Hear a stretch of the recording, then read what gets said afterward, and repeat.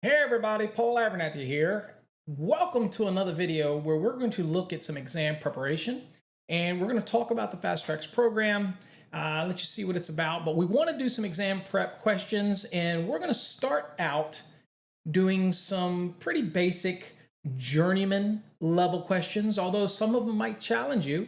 But there's going to be some knowledge-based stuff as well in here. So let's kind of dig in and be able to kind of break these things down for you. Now, before I do that, though, I want to make sure I make it clear. So we're working out of our Fast Tracks program, and these are the latest database questions that are in the 2023 edition, but they're also available in the 2020 as well. But we've added a bunch of new questions to the database, but if you're interested in purchasing the Fast Tracks program, and really getting access to literally over 1,000 plus questions, as well as our 19 units of education. All you do is go to our website. The link is right there at the bottom. You see it, fasttracksystem.com. Here's the website. Basically right here, you have the choices of a budget, black, and the plus. The budget is just giving you our course info. I'm not grading anything. You're not interacting with me. Basically, you get access to the information, and that may be all you need. Now, we have a black and we have a plus program. There are 19 units of an intense study. We walk you through the beginning all the way up to things like hazardous locations and healthcare facilities, and we quiz you on that. Now, the difference between the black and the plus is that we also have a platform out there called Fast Tracks Tube. That's a video-driven platform. Now, you don't get access to that in the black. But there's more than enough information in the black to help you learn the NEC. But there are some people that want some ancillary videos. And the great thing is with the plus, you're going to get a year's access to that platform as well. So that's the only difference between the black and the plus. So I wanted to make that clear. But all you do is go to our website, click on the link of the program you want, or look at all three if you want. There's even some demos up there to kind of walk you through, and you can actually see what the program's all about. So make sure you watch the demos. All you got to do is go over here and click. So for example, I'll click the black just to show you. And here's the black page. And you'll go down and here you see your options between the 2017, 2020, and 2023. Here's the demo you can watch. And it kind of really runs you through all 19 units and kind of gets you a feel of what the program's like, what you can expect, by the way.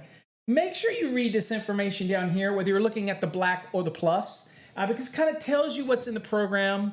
Reminds you that you don't access your course through our website when you get the black or the plus. You have a separate console. We will send you that information via email within 5 days of your purchase. So you'll get that information. That is all explained down here. Allow 5 days and whatnot. Anyway, so make sure you also know which testing your state's doing, whether they're on the 2017, the 2020, or 2023. That is on you, because we don't know what it is in every state, okay? So anyway, that's our Fast Tracks program. It's not just exam prep, okay? It is really teaching you the National Electrical Code. That's what I'm all about, okay? All right, enough of that. We'll come back to that shortly. We'll give you a little bit more of a sampling of that. Let's go on and get into some code questions. Got your code books handy? We're going to be working out of the 2023 edition of the National Electrical Code, but if you're in the 2020 or the 2017, don't let that discourage you, because some things might have changed, but a lot of stuff is going to be, you know, it hasn't changed all that much. So just relax, grab your code book. I've got my code book right here, and we've got the electronic versions provided by Link, which is an NFPA product. Highly recommend it if you're studying, but you got to get used to your code book, because you're not allowed to use the electronic version like Link inside of an exam. So again, it's just great to have on the job site, very handy. I'll also remind you that if you've never done it before, and whether you are a member of our program, whether or not you're just an electrician, a master electrician, journeyman electrician, apprentice, or anybody, I want to remind you that you need to get our mobile app. Our mobile app gives you access to so many features. It gives you access to Fast Tracks Tube if you're a member, or you're thinking about subscribing. It gives you access to our blogs. It gives you access to our Chat Now feature, which is kind of like TikTok in a way. And this is what we'll be using now to share code questions and images. So this is only available to those that have our mobile app. Okay, so you have to get the mobile app. Where do you get the mobile app? you just go to our website, and I'll show you how to do that real quick. We'll go to the website. And up here at the top of the website, you'll see right here where it says mobile app. So you go to fasttracksystem.com, click on mobile app. And if you're on a desktop, you just scan this QR code. If you're on your phone, you just click this little link right here, and it'll ask you if you want to load it on your phone. You answer yes, but remember, we're not loading any software. It's simply a link to our PWA app. So don't be worried about that. And if it asks, do you want to allow notifications? Say yes, because sometimes we'll send you updates, state updates, interesting things that are happening around the industry, and you want to get all those in a push notification. So make sure you allow it to be on your computer or your phone, and then make sure you allow notifications so we can give you those updates when they come about. Promise you, we will not spam you. It is only when updates or we want to make system-wide notifications or let you know if something changed. But it's free, and you really should get it. And there's so many calculators on here. There's so much goodness that you can use in the field. Calculators, resources, all right here.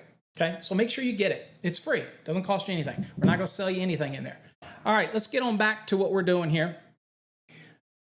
Okay, like I said, I'm going to start you out easy. We're going to look at some journeyman questions, and maybe in time we'll step it up to masters, but we're going to see how long it takes us to get through some of these journeyman questions and work through it, okay? Sorry if you've endured my little commercial, but that's how I make a living, okay? So, all right, let's get to it. All right, folks, so here's your first question. This is more of a knowledge-based question because if you look at it, it says an article number in blank following a definition indicates that the definition only applies to that article. So where do you learn this? So this is interesting. If you look at the National Electrical Code, and this is kind of one of those ones that you have to learn it. Now, it's in the very beginning of the code. It talks about what these things mean, and most people skip that portion of the code, right? But when you're looking at definitions, it's structured in a certain way, okay? And so you'll have different things like brackets and parentheses. You'll see italics throughout the NEC, all that stuff. This specific question is talking about when you see an article number following a specific definition, okay, it indicates that that definition only applies to that article. But what is the article number in? Is it in bolds? Is it in brackets? Is it in parentheses? Is it in italics? Go to your code book and look. Really, go to your code book. We'll go look itself. But let's go over to the NEC, and let's go on and dig into some definitions real quick and see what we're talking about. Because this is more historically what we're trying to get you to learn in this scenario right here. So let's kind of go down to some definitions here. And let's see here. What we got, let's use an example. Okay. Oh, there you go. So here you go. See right here? Alternate power source right here. See this? 517. Well, that means that alternate power source here is specifically dealing with 517. 517 is healthcare facilities. So to answer our question, it was the article number, and we know that 517 is an article number. We can skip the CMP5 thing. We can skip the 99, which is referencing the document where it came from, the healthcare document, 99, that helped bring that definition over to the NEC. But we're looking for the articles that this is germane to, right? And there you see 517. But what is it in? It's in parentheses. So that's important as you start to learn the National Electrical Code, kind of what these bolds mean, what these different things are associated with, right? CMP means that that definition was under the purview of that specific code-making panel, which is 15. So they massage the definition, and then it goes into definitions in Chapter 1. But here you see 517. That means 517, the article has direction, okay? That's basically, it only applies to 517 when it comes to this definition. All right, so let's go back to the question. And based on what we've learned, we're going to click parenthesis, and there you go. Reference Article 100. Okay. Now, just for craps and giggles, you could probably go back to the very beginning of Article 100, and it does give you this insight. So I do want to show you that because people say, well, Paul, where is that in the code? specifically, and remember, we're in the 2023, and there's a lot of changes that took place to Article 100. But right here, it says an article number in parentheses, followed by the definition indicates that the definition only applies to that article, okay? Only applies to 517, all right? So there you go. Wanted to just to kind of let you know how that applies and what you're seeing, okay? Okay, let's go on back to the lesson. We did good on that one.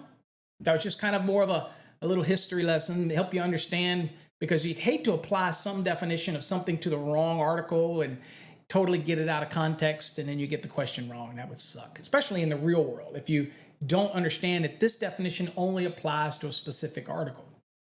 All right, let's go to the next question. All right. Blank is acceptable to the AHJ. Listed, approved, tested, or authorized. Now remember something, folks. The AHJ, authority having jurisdiction, throughout the National Electrical Code, it makes a lot of statements that says approved by the AHJ. So the AHJ is charged with proving something, not listing anything. That's an NRTL. That's a nationally recognized testing laboratory. They do listings. All right. The AHJ doesn't test anything. Okay. That's supposed to be done before you get it. So they're not testing anything. And then authorized. Okay. Authorized is a different type of word. They don't authorize anything in a sense. They approve certain things, or they say, okay, you've given me enough information. I've seen the manufacturer's instructions, and that's part of their listing. I'm going to approve it for this application, right? So let's see here. If we choose approve, there you go. And the reference, Article 100, Part 1, gives the definition of AHJ. And in that definition of AHJ, we'll go look. It seems like we get here, let's see. Everybody's going to tell me, Paul, you're still squinting. Absolutely, I am still squinting. Let's see here. Authority having jurisdiction, right here. Okay, there you go. And if you're looking at, it says an organization, office, individual, and enforcement of requirements of the code and standards, or for approving equipment. Okay, so it's right there in the definition. Okay. One of the things to remember that in the 2023 edition of the National Electrical Code, now all of the definitions are located in Article 100. You no longer have the .2 where the definitions are specific or may be germane only to that specific article. Now everything has been moved over into Article 100. So that is the importance of the last question, because you still have certain definitions that are specific to just that article, and now how they do it is with the parentheses. That makes better sense of why we had the other one. And again, I'm here to teach you. So again, some of these things may seem very basic, but we build up in this series. We're trying to get you better and better at it, right? So we got to start with the basics to be able to do that. All right, let's get back. All right, doing really good. Let me go on and make sure I have everything on my screen ready. Okay, let's go to the next question. All right, now, when performing branch circuit load calculations, the outlets for heavy-duty lamp holders shall be calculated at a minimum of blank volt amps. All right, so think about this application. You're thinking, all right, this is a calc, right? And so it's asking me about volt amperes, right? And it's a branch circuit, because it's talking about performing branch circuit load calculations. So you really need to start getting in the mentality here is, okay, when I see something that's asking me about a branch circuit calc, where do I go to do calcs, right? Where do I have to go to that really gives me the process for doing calculations? Well, easiest thing to do there is to go to Article 220. And remember, there's a Part 2, Part 3, and Part 4, which work together. Okay, so branch circuit applications, Part 2, Part 3 is we call it a standard method of a load calculation for service and feeder, and then Part 4 optional. But start getting that mentality in a question when it's saying, okay, I see a volt amp, asking me about volt amps, and then it's like, okay, you're asking me about a branch circuit load calculation. So that drives me to say, well, This makes sense. This is a 220 thing. So we're not using the index here because I do a lot of training with you using the index. This episode, we're trying to put some memory points and make you remember certain key things. So this is why I'll focus on it. So my training is different all the time. I'm always changing it up. So here we're trying to take some things and I'm going to pick out little points that you need to remember that kind of trigger things. And, you know, it's not tips and tricks. It's really trying to trigger your mentality to think, okay, when I see branch circuit load calc, I'm thinking, wow, that's going to be in part 2 of 220. When I see service or feeder load calcs, it's going to be, well, are they asking me for standard or optional? If they don't say optional, then I know that we're talking standard. Those mental triggers, that's what we want to work on. Okay, so we still got to find this answer. So let's go into the code. And since we know, and we're going to use what's called bold scanning techniques today. Again, I wish that the NFPA would add the index to link so that educators like us can show you how to use the index that way. And I do that, but it's hard to do that. And I don't have my third camera set up. So I'm going to use this technique to bold scan for you today, all right? And we're going to use triggers to try to get us where we need to be. And again, I'm going to hopefully log that into your brain. All right, so let's go in here and I'm going to look here and I'm going to say, okay, so I know that I need to be in 220, so I'm going to move past these definitions. Hopefully you can see this all okay. And we're going to go to 220, if I can find it. Okay, here's 2, we're going to go to 220. All right, we're in 220, and of course, in 220 now, I'm going to get us down to where I think we need to be, and that would be, obviously, we're going to go down to part 2, if I can find it in here. Again, I can't see it just like you probably can't see it, so, all right, so there we go. So we're in part 2, we're at branch circuit load calculations. That's what our question was about, right? And our question was about performing a branch circuit load calculation when the outlets for a heavy duty lamp holder, okay? So we're gonna go down, so we're gonna be bold scanning, right? And here's our other loads, okay? Other loads, and specific, no, luminaires, heavy duty lamp holder, E. Didn't take us long. But what we had to do mentally was remember, we're doing a branch circuit load calculation. It's asking about a specific item, a lamp holder, and in this case, a heavy duty lamp holder. So that's just things that you're going to take and put in that memory bank, that branch circuit calculations, asking about specific appliances or specific things, right? That this is where you would go first to see where you need to be. And the reason I say that is because if it had been about ranges, for example, you probably know that you'd go into 220.55, or dryers 220.54, but you notice it right here, it tells you to go there. So this is where you're getting that direction as well. So that's important to remember in 220.14. It's also helping give some direction. And the 2023 edition kind of made that even a little easier in the way it's laid out. So that's a great change for the 2023 is how you approach it. It just kind of simplified it. All right, so let's go down here. So here we are. And here's our answer. It says outlets for heavy duty lamp holders shall be calculated at a minimum of 600 volt amperes. That's our answer, 600 volt amperes. So let's go back to our lesson. And we'll choose 600. And there we go, 220.14E. And that is our answer, okay?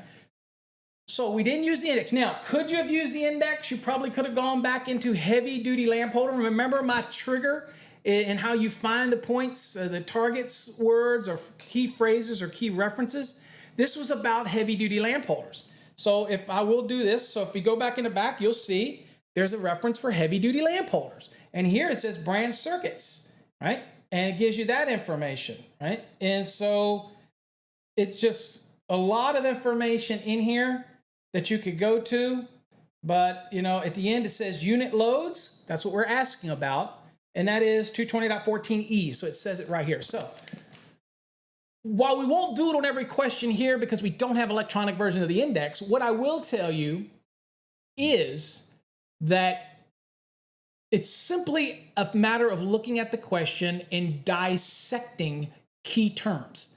Now, that's what I recommend for people all the time, right? So, I'll just kind of give you a little quick lesson on dissection is that if you get a good database of questions, if you have R questions, don't be in such a big hurry to answer them.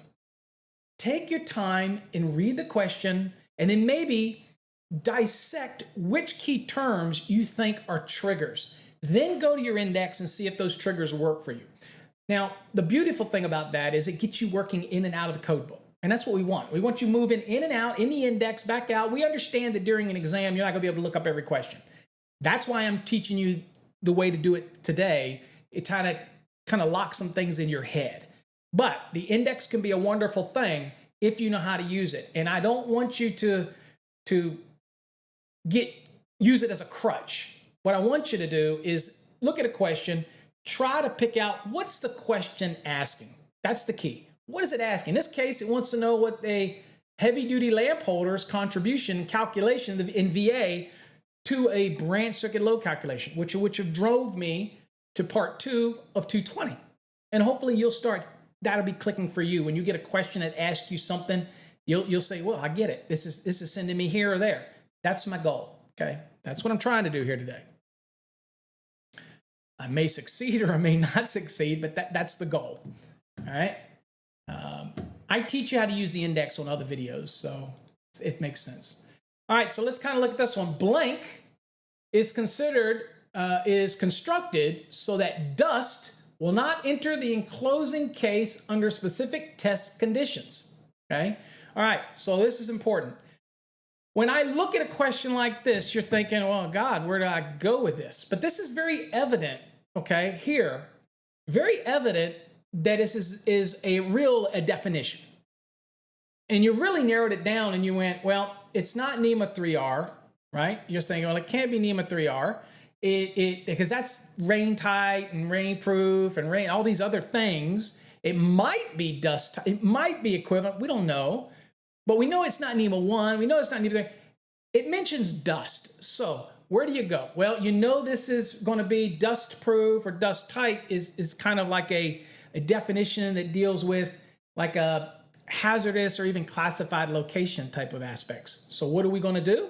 We know that this is a definition.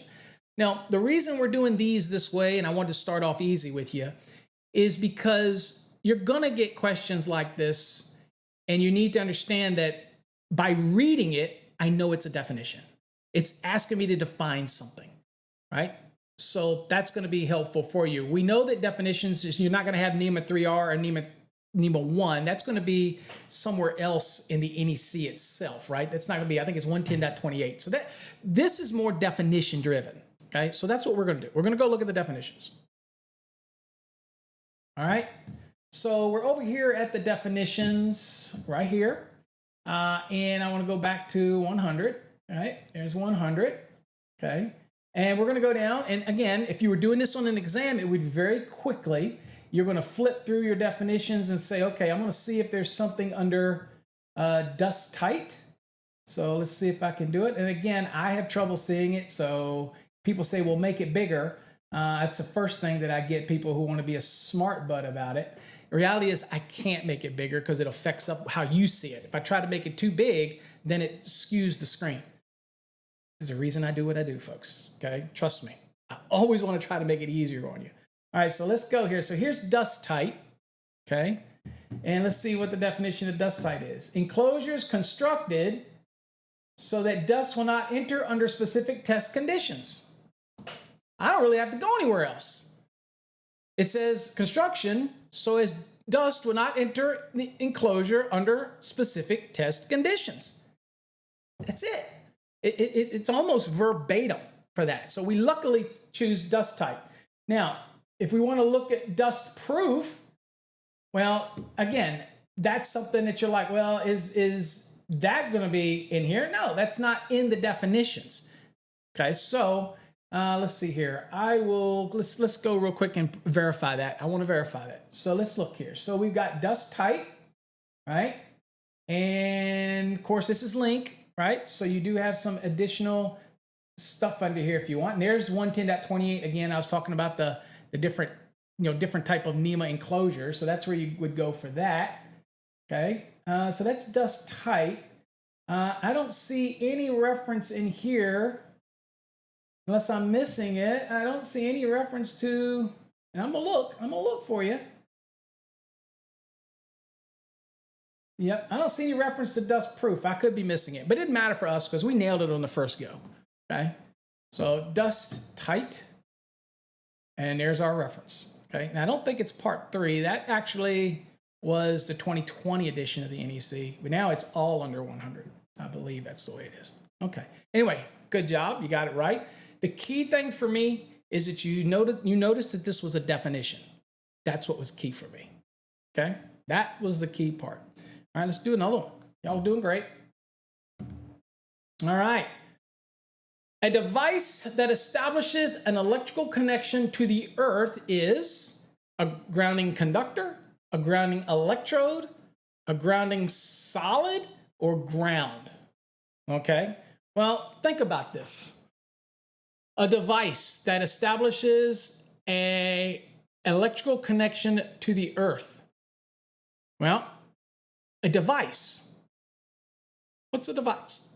Well, to me, when it says device, I'm thinking it's got to be an electrode. That is intimate with the earth, whether it's a rod, pipe, or plate, a ring, a concrete encased electrode. That is the device that establishes an electrical connection to the earth, right? Now, grounding electrode conductor brings it to that device, okay? But the way this is written, and we'll go look, but when you think about it, dissect this question. We're talking about what is the thing that makes that connection to the earth possible. Now, there's a bunch of pieces in this, right? Grounding electrode conductors down to the electrodes in contact with the earth. Yeah. But think about how the question is written. Whether you agree with the question or you're sitting on an exam and you go, this is a stupid question, you're stuck with the question, folks.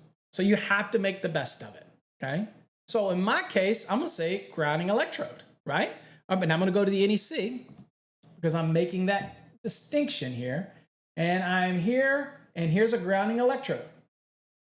It says, a conducting object through which the direct connection to earth is established. Doesn't say device, okay? Right? So you're thinking, well, it's got to be this one, right? Well, look at here. This is grounding conductor. This is grounding conductor equipment ground. Here's a ground conductor, grounded conductor. All right. And let's see here, grounded. All right. So this is important, folks. Look at the screen. And I know it's tough for you to see, but we have, that's impedance grounding, by the way. Okay. Grounding electrode conductor. Well, we get to rule out grounding conductor, grounding solid. Okay, it wouldn't take you but 1 second to go through here and see, look through here and see, all right, grounded solidly, but not grounded solid. Okay, and ground. Well, ground, okay, we can go back up and look at ground. Ground is the earth. Okay, so that is literally the earth. So it's not really the device that establishes it. We're just talking earth. So the only plausible answer here is grounding electrode. And there it is, okay? So this is a great example, and the reason why I wanted to start off this series and is this way is to be able to kind of let you see how we look at a question. Now, I'm going to remind you folks, we're going to move into some tougher questions. We're going to go from this video into another video, and that video is going to be getting into a little bit harder journeyman questions as we build up to master, and that's going to be in the next series. But I want you to see this, but I want to remind you folks that all of our courses are available here on our website, fasttracksystem.com. Here's where you click, you can find the Fast Tracks budget, black or plus, right? But we have tons of other courses. We have Fast Tracks courses with the orange where you get 4 courses of your choice. And so there's so much stuff here, folks. Make sure you check it out. If you want to see all our courses, you click on courses and they're all under the drop down. Residential, commercial, whatever you want, they're all right there. So check them out. And okay, y'all did great to start off. Get your juices warmed up. We're going to go into another video here shortly. So make sure you subscribe to the channel because there's other stuff here. And make sure you go over to fasttrackstube.com and subscribe for our annual membership, because you're going to get a lot more videos like this in the future. And they're going to be on all types of topics. All right, folks, I'm going to catch you in the next video. You did great. 5 fairly easy questions, but they caused you to use your skills. Okay? All right, we'll see you in the next video.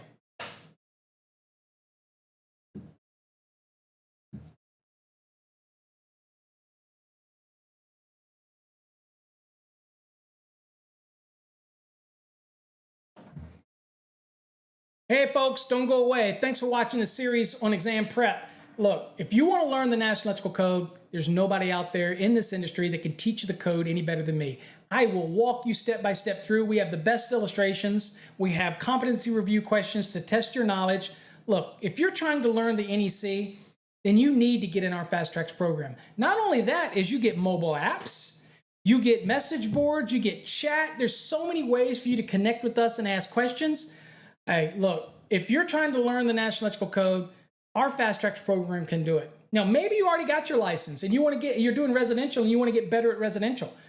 Guess what? We got a Fast Tracks Red. That's residential deep dive. We have Fast Tracks Green. That's commercial deep dive. We have Fast Tracks Blue, industrial electrical codes deep dive. We have grounding and bonding. We even have electrical theory. In fact, we even have courses for HVAC technicians to learn the electrical part of their job and help diagnose and troubleshoot issues. So we have all this stuff on our website. What's our website look like? Let's go and look.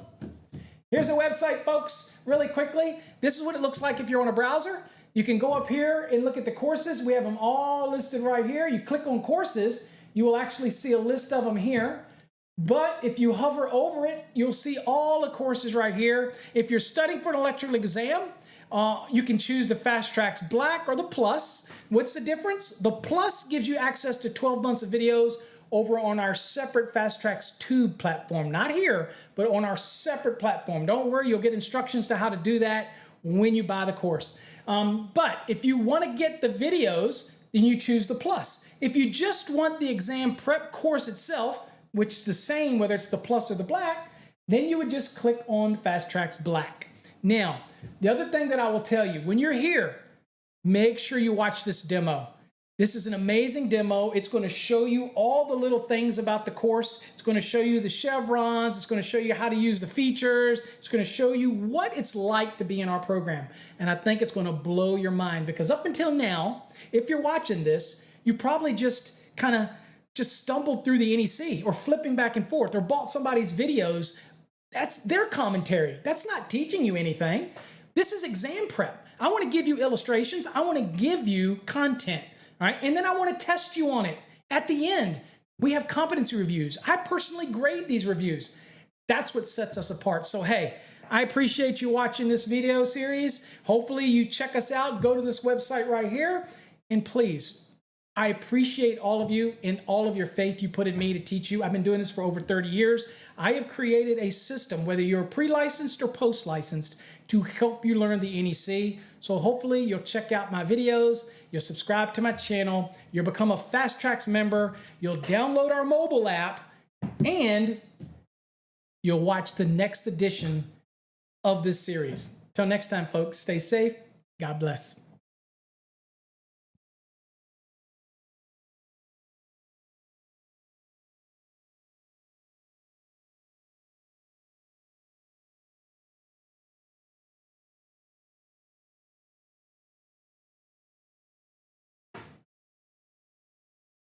Hey folks, Paul Abernathy here. Welcome back to this exam prep series. You just finished watching video 1. Hopefully you learned a little bit about the basics in a journeyman style question, really learning the fundamentals, kind of getting used to looking at a question and dissecting it without using the index. You're kind of just looking at it and saying, well, what is the question asking me?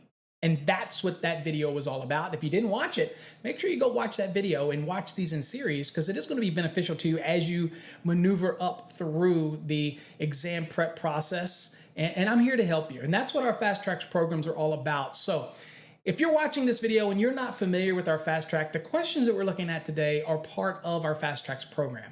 And we have over 1,000 plus, probably close to about 1,600 exam prep style questions. But the real key here is the 19 units of learning that you get in our program.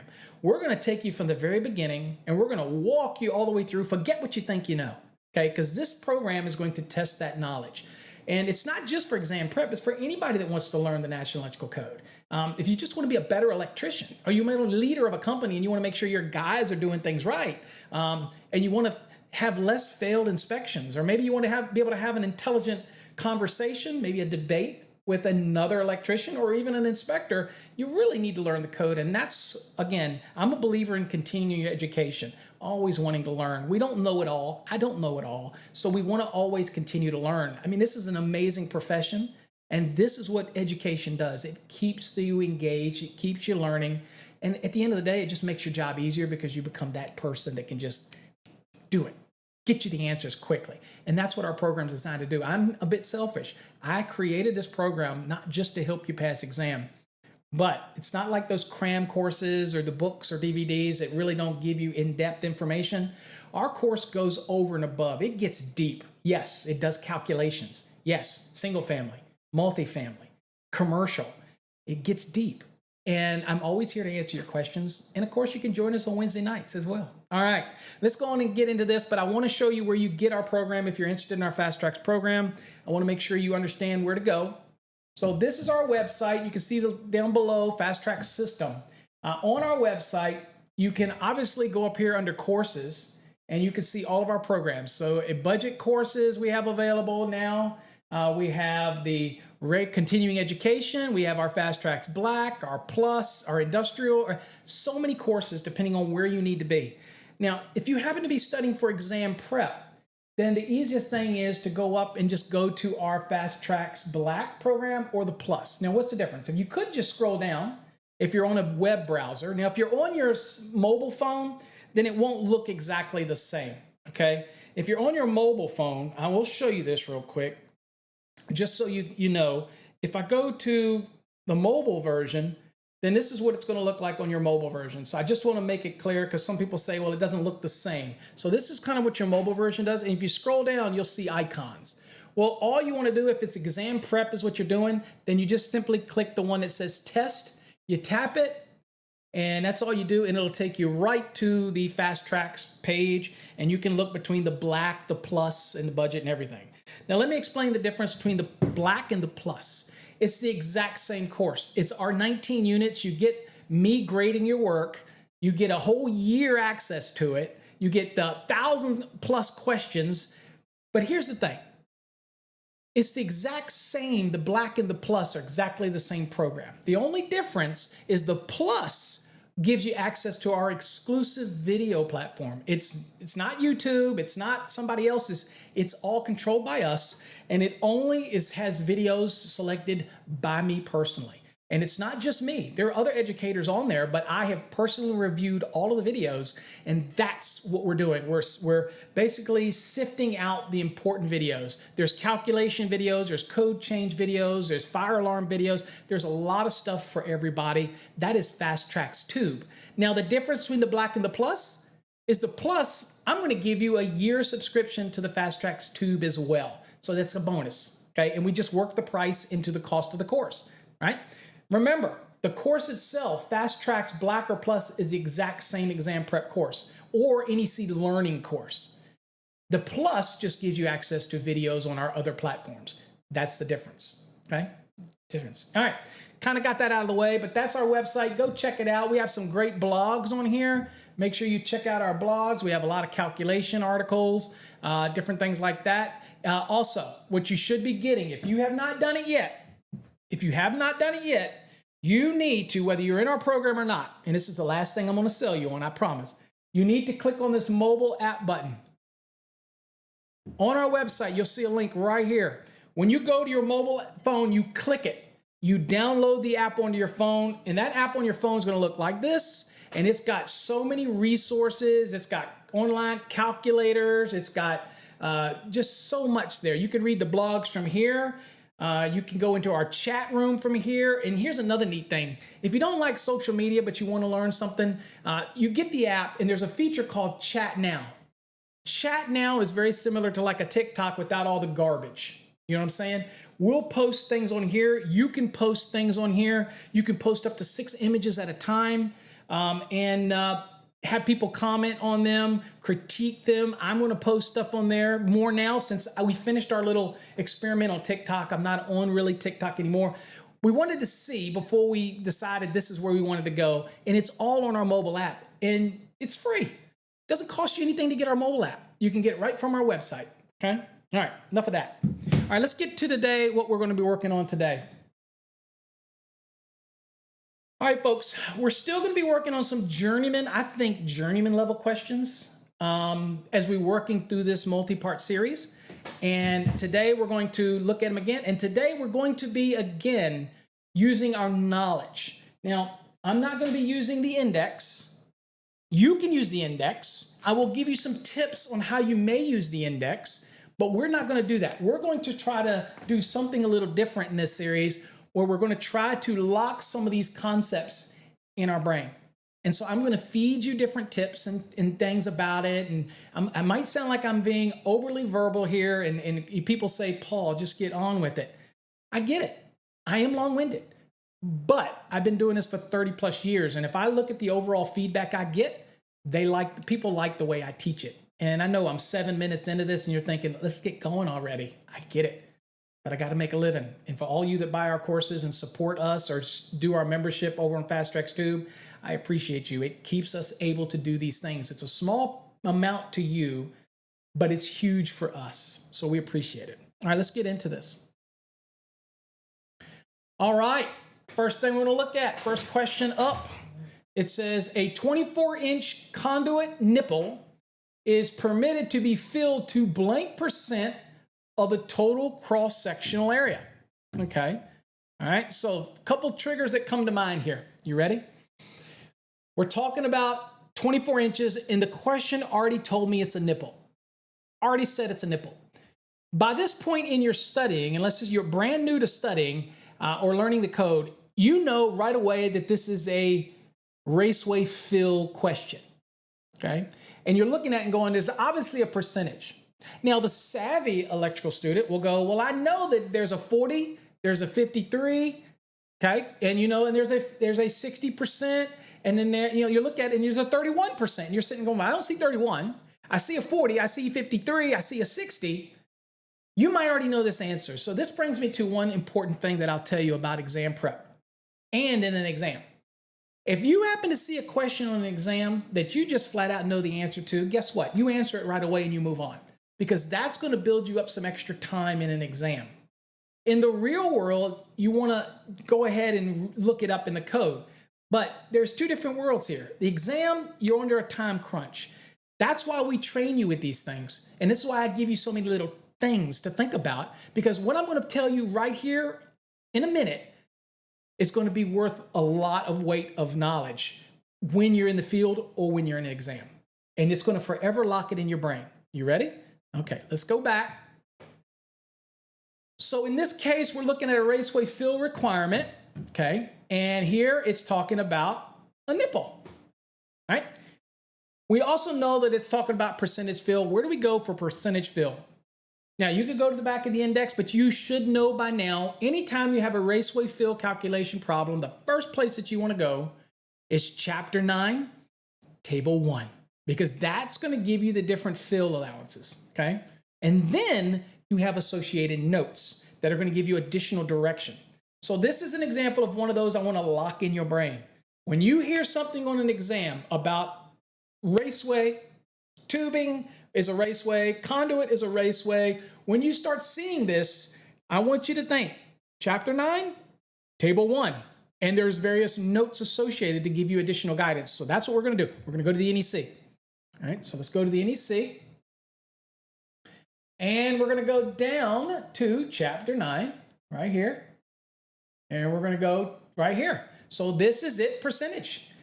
Well, what does it say right here? Okay, you look at each one of these and it says, okay, number of conductors and or cables. So you've got one conductor, 53%, two conductors, 31%, over two, 40%, okay? We're all familiar with that. But where does it talk about the nipple? Well, go down to these notes right here. What do you see right here? Item number 4, it says, where conduit or tubing nipples, not including connectors, okay, have a maximum length not exceeding 24 inches are installed between boxes, cabinets, or similar enclosures, the nipples shall be permitted to be filled to 60% of their total cross-sectional area, okay? And it reminds us that 310.15c1 adjustment factors need not apply. Now, let me explain something to you. 310.15c1 is when you put a certain number of current carrying conductors in a raceway, it's going to affect the ampacity of those conductors, right? Due to mutual heating. Well, this is saying, look, it's only 24 inches long. Since it's this short, it's going to allow heat to dissipate, or that conductor is going to act as a wicking effect, and it's going to pull that heat out, and you're not going to have a problem. So I get to ignore 310.15c1. Hey, it's a beautiful thing for the nipple. But you still can't fill the nipple more than 60%. Now, here's a tip. This is automatically done for you in a sense, right? When it comes to basically finding out what's the size of the raceway, and you still have to do the calculation to find out how many conductors I can put in there. But I want you to show you there is a 60-degree column. And to show you that, I'll go down right here and I'll give you an example. So this is for ENT, right? And we'll go over, and here you see, okay, 60%, and there's your square inch value, which is your approximate area. And here you see all the values down this column right here. Okay, so when you're taking the conductors and you're doing chapter 9, table 5, and you're taking THHN, and you're finding out what the inch square is of it, the approximate area, using the approximate area column, not the approximate diameter, approximate area. And you go over it and you say, well, how many of these can I put in this raceway? Well, you could take this 60 value here and you could divide that by the number of conductors of if they're all the same size, and that'll tell you the maximum number you could have in there and not exceed the 60%. You with me? So it's so important to remember these things. 60% fill for nipples. 31% fill if you have two conductors. One conductor is 53%. Over two, which is probably what you're going to run into the most time, is going to be 40%. I cannot fill that raceway with conductors that would add up to more than 40%. In this case, a nipple, we could put as much up to 60%, but we can't exceed it. Make sense? A lot of valuable information there to remember. Just think, nipples, 60. Over two conductors, 40. One conductor, 53. And by the way, there's also a note 9 in there in this table that talks about putting cables inside of raceways. If it's a complete system, that means box to box, then it treats a cable as a single conductor and you can't exceed 53%. Okay? And there's a calculation that allows you to calculate. Pi divided by 4 times the diameter squared is the formula to determine what the approximate area is for a cable inside of a raceway. Okay? It's important stuff. Because there's also a note 2 that says, look, if it's just a piece of raceway and it's not connected to boxes, then it's only there for physical protection, then you don't have to worry about that. There's so much to look at. Take the time and go to chapter 9, table 1, and look at all those notes and really try to understand the notes. It's going to serve you great dividends, not only on an exam, but in the real world, in the field. Okay? All right. A little more explanation on that one, but I felt it was necessary for us to kind of go into the details, dig into the weeds a little bit, get you a little more familiar with Chapter 9, Table 1, and the various notes. Of course, I do have videos, folks, over on Fast Tracks Tube that talks about raceway fill, and we cover all of that in an exhaustive detail. I'd love you to become a subscriber on that platform. It's only $99 a year. We lowered the price, or you can do month to month. If you want to do month to month, that's up to you. But it really does help us. A lot of people send us donations. I don't want the donations. I'd prefer you to become a subscriber. That way you get something out of it. right? That's what I prefer, but we appreciate you nonetheless. All right, so 60, there you go. Chapter 9, Table 1, Note 4. Beautiful. All right, let's do another question here. All right, now, let's look at this one. It says the minimum radius using a one-shot bender, okay, so it says one-shot bender, okay, bender at 1 trade size. People say 1 inch, but it's really 1 trade size, but here it kind of says 1 inch. EMT is blank. And you got to think about this question. Okay, I'm gonna give you a little tip. If you ever see an exam question, first thing, it's talking about minimum radius bending, okay? And then it's talking about a one-shot bender, or it doesn't say something like a full shoe bender and all this kind of stuff. Where do you need to go? Okay, so this is one where I could go back into the index, okay, and start digging around. For example, I could go back here and say, okay, is there anything under one shot? Well, I'm gonna do it. I said I wasn't, but I'm gonna do it because I want to give you something here that you just need to commit to memory, okay? But I'm gonna go look real quick and see if there's anything under this. And you should do it too. You should be pausing this video anytime and go and look. Okay, so I'm gonna see if there's anything under one shot just to see, because that just seems like, okay, well, is that unique or not?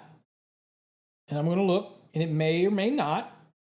And I don't see anything under one or anything for one shot. Okay, so that wouldn't help us. Next is radius. Okay, so I'm gonna look, see if there's anything maybe under radius. And I'm doing this for points, so just bear with me. All right, so I'm gonna go look under radius, and let's see if I see anything under radius. I got raceways. Let's see here. I've got nothing under radius that I see. Okay, nope, nothing under radius. Okay, you're thinking, oh crap, this is one of those questions, right? We're thinking, okay, well, what about EMT? So I'm gonna go look under EMT.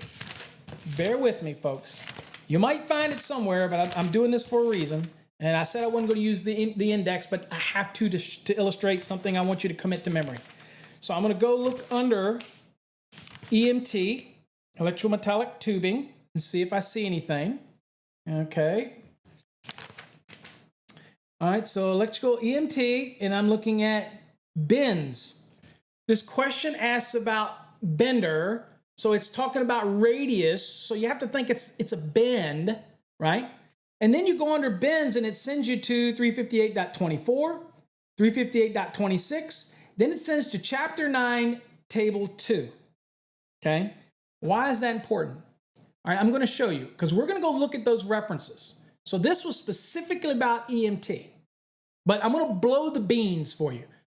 You always wanna go, there's a table in chapter 9, table 2, that talks about this, okay? And so you want to make sure that you put that in memory, that if you get a question that's asking for minimum radiuses and it says something about a one shot or full shoe or anything like that, think chapter 9, table 2. Chapter 9, table 2. But we're going to use the NEC and the index because I said I'd do it for a reason. Under EMT, you'll see it says bender. Now we're going to go to 358.24. Now watch the process here, because I want you to realize that the NEC is not always, the index is not always the holy grail, but it can benefit you. Let's go here first. And I'm going to go to 352.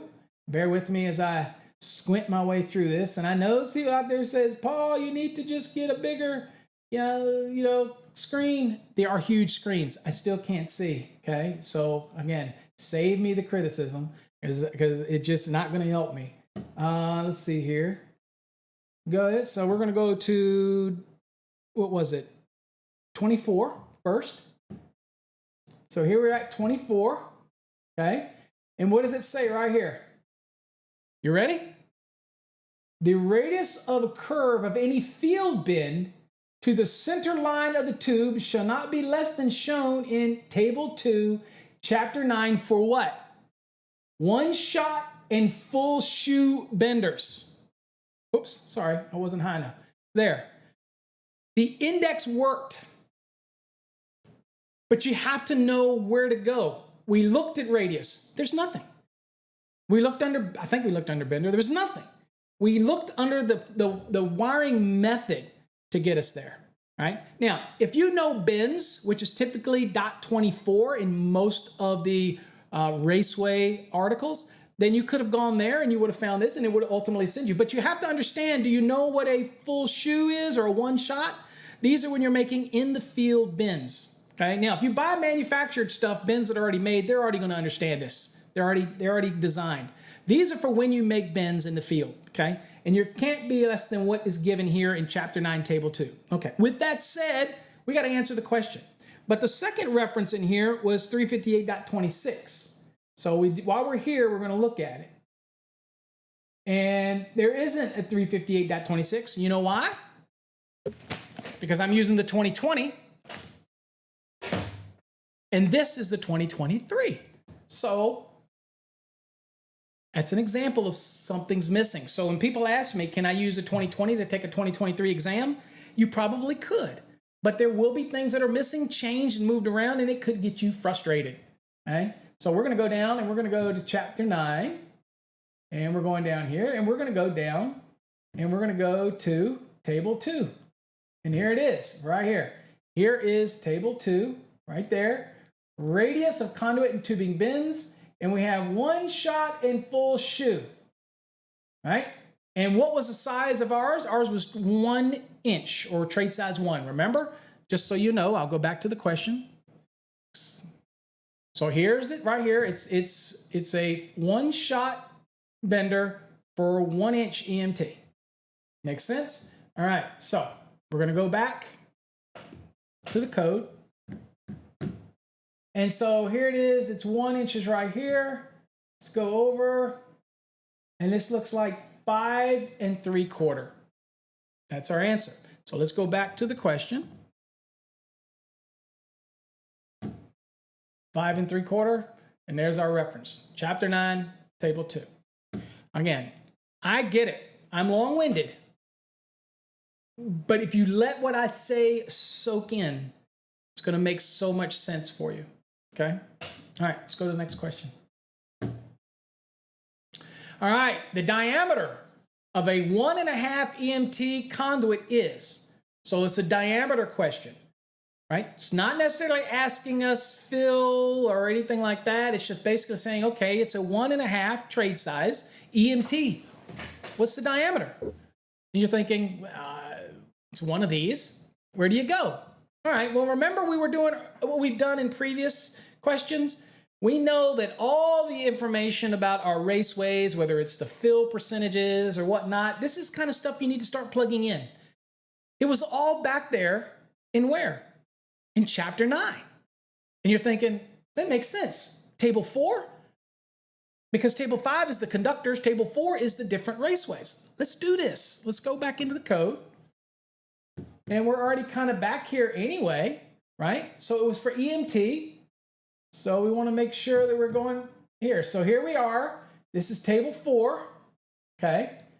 And we'll be looking for, what is this for? All right, this is, here you go, EMT. Okay, you can verify that. It's Article 358, okay? So now what we're working with is like, we don't care about this stuff. 60%, we're not, that's not gonna, we don't care about that. All right, so it's asking, the question is the diameter, okay? So you have a nominal internal diameter, right? But it's just saying the diameter. That is the closest thing that we can get to, okay? It didn't say the diameter. It's talking about, when we think of raceways, we're concerned about the part that's inside of it, right? So when I'm looking for this, I'm thinking, well, you know, what do I have to do with, you know? What am I working with? And you're like, all right, well, I have to think of which the reference that it gives me diameter. It's important, folks.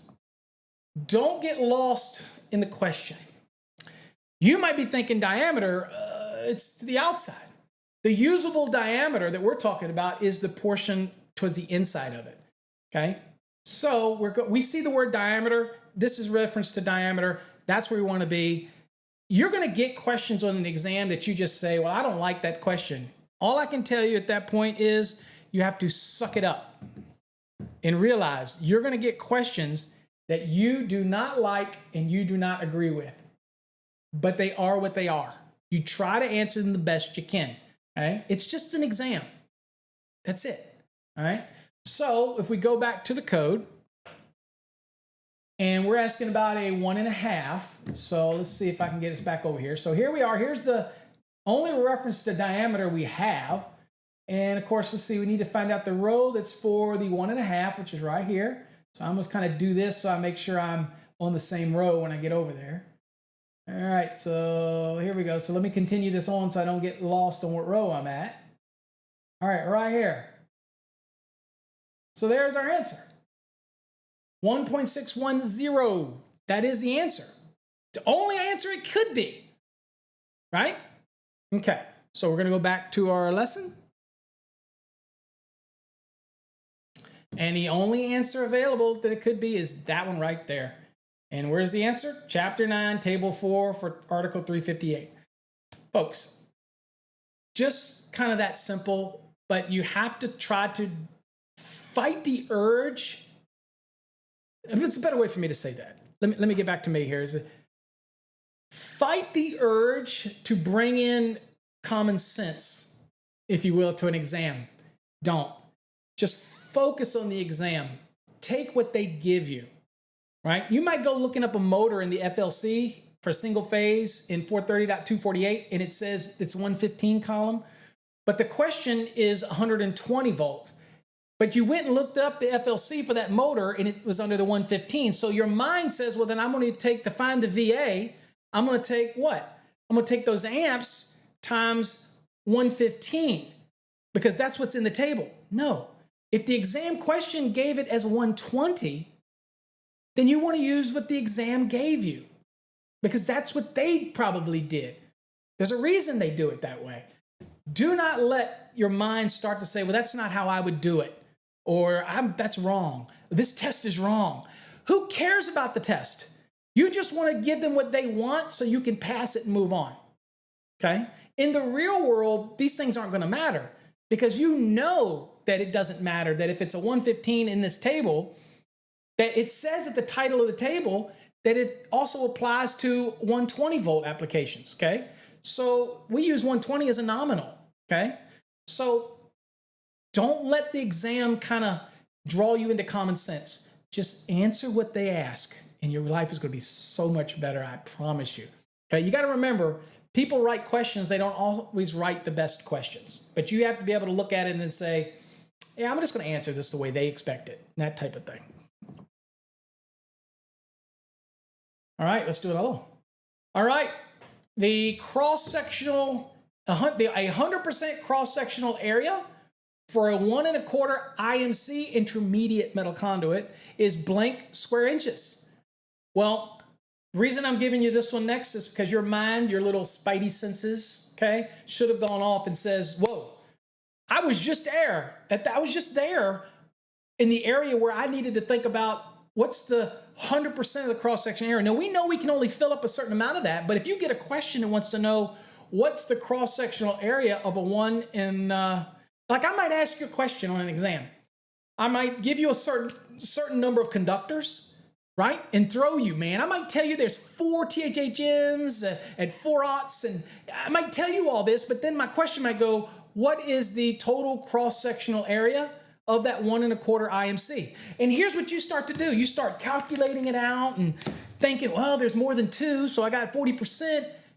And the question's just trying to find out what's that total cross-sectional area, not the remaining cross-sectional area, just what's the total cross-sectional area. Don't let it get you, okay? 1 1/4 IMC. Let's go to the code. We're already here, so let's go to intermediate metal conduit right here. And again, right here, total area. That's what the question, didn't ask you the fill, didn't ask you what the remaining fill was.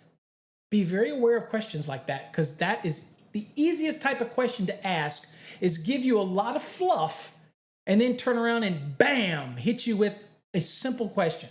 So in this case, it was 1 1/4. So we got to do like we did before. I need to make sure I'm in the right area. So it's right here. So I just want to do this to make sure I go over and I'm in the right area. Okay, let's continue this on.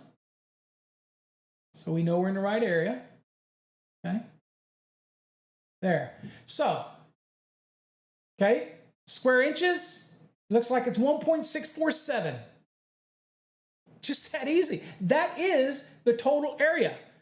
Now, we can only fill it up to a certain percentage. But if the question wants the total area is the same as saying 100% of that cross-sectional area. It's essentially the same thing, right? So come back to the question.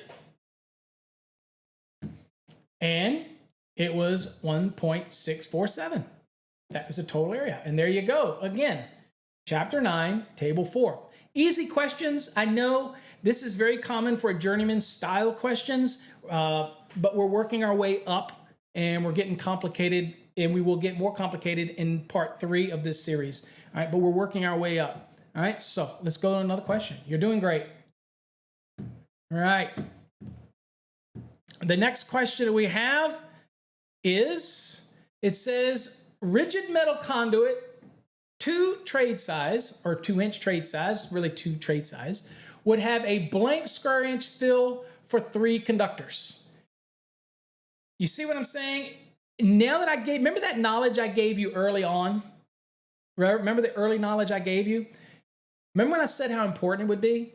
This is the kind of thing now that you should start being able to just hammer these things. These are easy questions, and I would hate to see you have trouble on a journeyman's exam because you didn't think about those principles. We know we have what? We know we have over 2 conductors, okay? We've got 3, okay? Now, people will say, well, I don't, they're like, well, I don't, I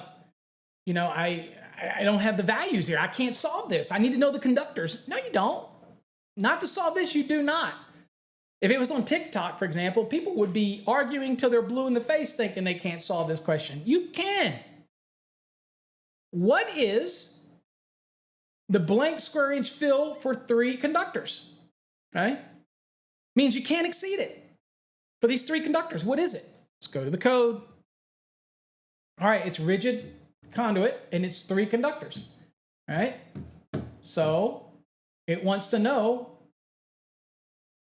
what we've got. So let's go down. So this is rigid. So I'm going to take us to rigid if I can find it here. Hold on here. Rigid metal conduit right here. All right, so how many conductors we have? We have 3. So we have over 2. So we can't fill it more than 40%. All right? So what is our value for 2? Trade size 2. Well, here it is right here. Right there. There's 2. And the 40%, we want to be in the square inch column. And that would be 1.363. That is the maximum we could put in there. Even if we have 3 conductors, that's the maximum we can go. We don't have any conductor sizes. We haven't done any math. It doesn't matter. We need to know what's the value in square inches that I cannot exceed. And that's the answer. So I come back to the question. And there it is. Right there. Chapter 9, table 4.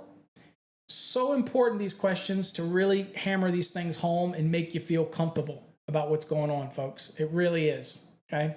All right. Let me bring you back to me real quick. Oh, remind you real quick, if you're interested in learning this stuff, so I can promise you in our course, you will learn this stuff. You will become so proficient with the National Electrical Code. We have students that email me every day who tell me how they learn so much in our 19 units in our Fast Tracks program. I do want to show you again where you get our program. You simply come to our website. The link is right there at the bottom, or you'll see the link, fasttracksystem.com.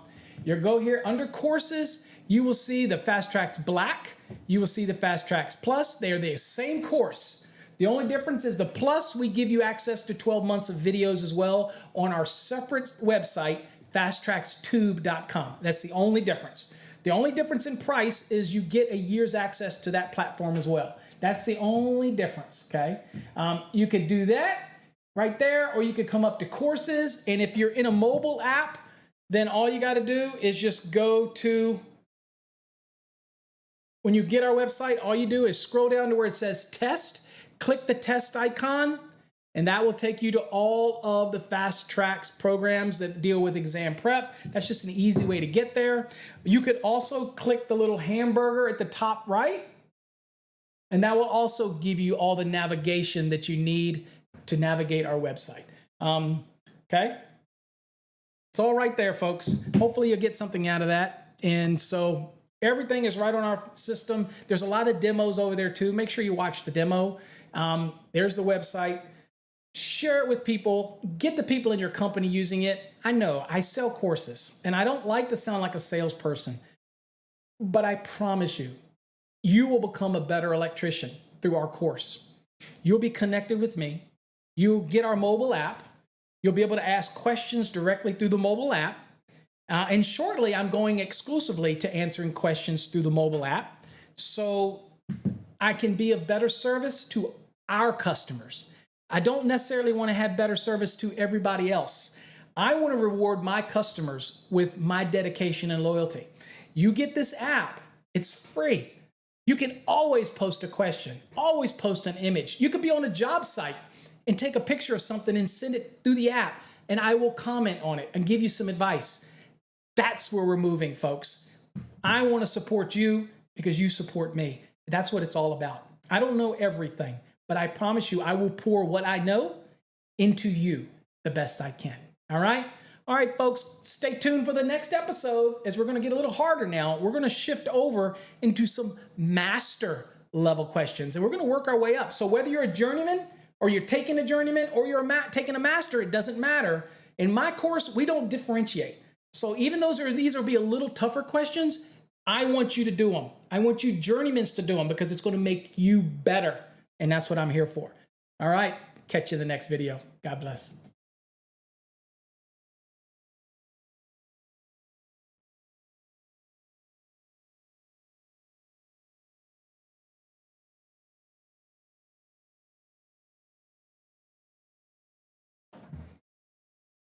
Hey folks, don't go away. Thanks for watching the series on exam prep. Look, if you want to learn the National Electrical Code, there's nobody out there in this industry that can teach you the code any better than me. I will walk you step by step through. We have the best illustrations. We have competency review questions to test your knowledge. Look, if you're trying to learn the NEC, then you need to get in our Fast Tracks program. Not only that is you get mobile apps, you get message boards, you get chat. There's so many ways for you to connect with us and ask questions. Hey, look, if you're trying to learn the National Electrical Code, our Fast Tracks program can do it. Now, maybe you already got your license and you're doing residential and you want to get better at residential. Guess what? We got a Fast Tracks Red. That's residential deep dive. We have Fast Tracks Green. That's commercial deep dive.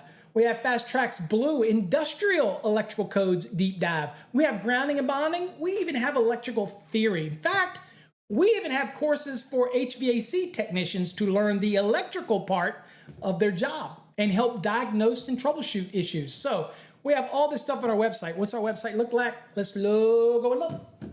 Here's the website, folks, really quickly. This is what it looks like if you're on a browser. You can go up here and look at the courses. We have them all listed right here. You click on courses, you will actually see a list of them here. But if you hover over it, you'll see all the courses right here. If you're studying for an electrical exam, you can choose the Fast Tracks Black or the Plus. What's the difference? The Plus gives you access to 12 months of videos over on our separate Fast Tracks Tube platform. Not here, but on our separate platform. Don't worry, you'll get instructions to how to do that when you buy the course. But if you want to get the videos, then you choose the Plus. If you just want the exam prep course itself, which is the same whether it's the Plus or the Black, then you would just click on Fast Tracks Black. Now, the other thing that I will tell you, when you're here, make sure you watch this demo. This is an amazing demo. It's going to show you all the little things about the course. It's going to show you the chevrons. It's going to show you how to use the features. It's going to show you what it's like to be in our program. And I think it's going to blow your mind because up until now, if you're watching this, you probably just stumbled through the NEC or flipping back and forth or bought somebody's videos. That's their commentary. That's not teaching you anything. This is exam prep. I want to give you illustrations. I want to give you content. All right, and then I want to test you on it.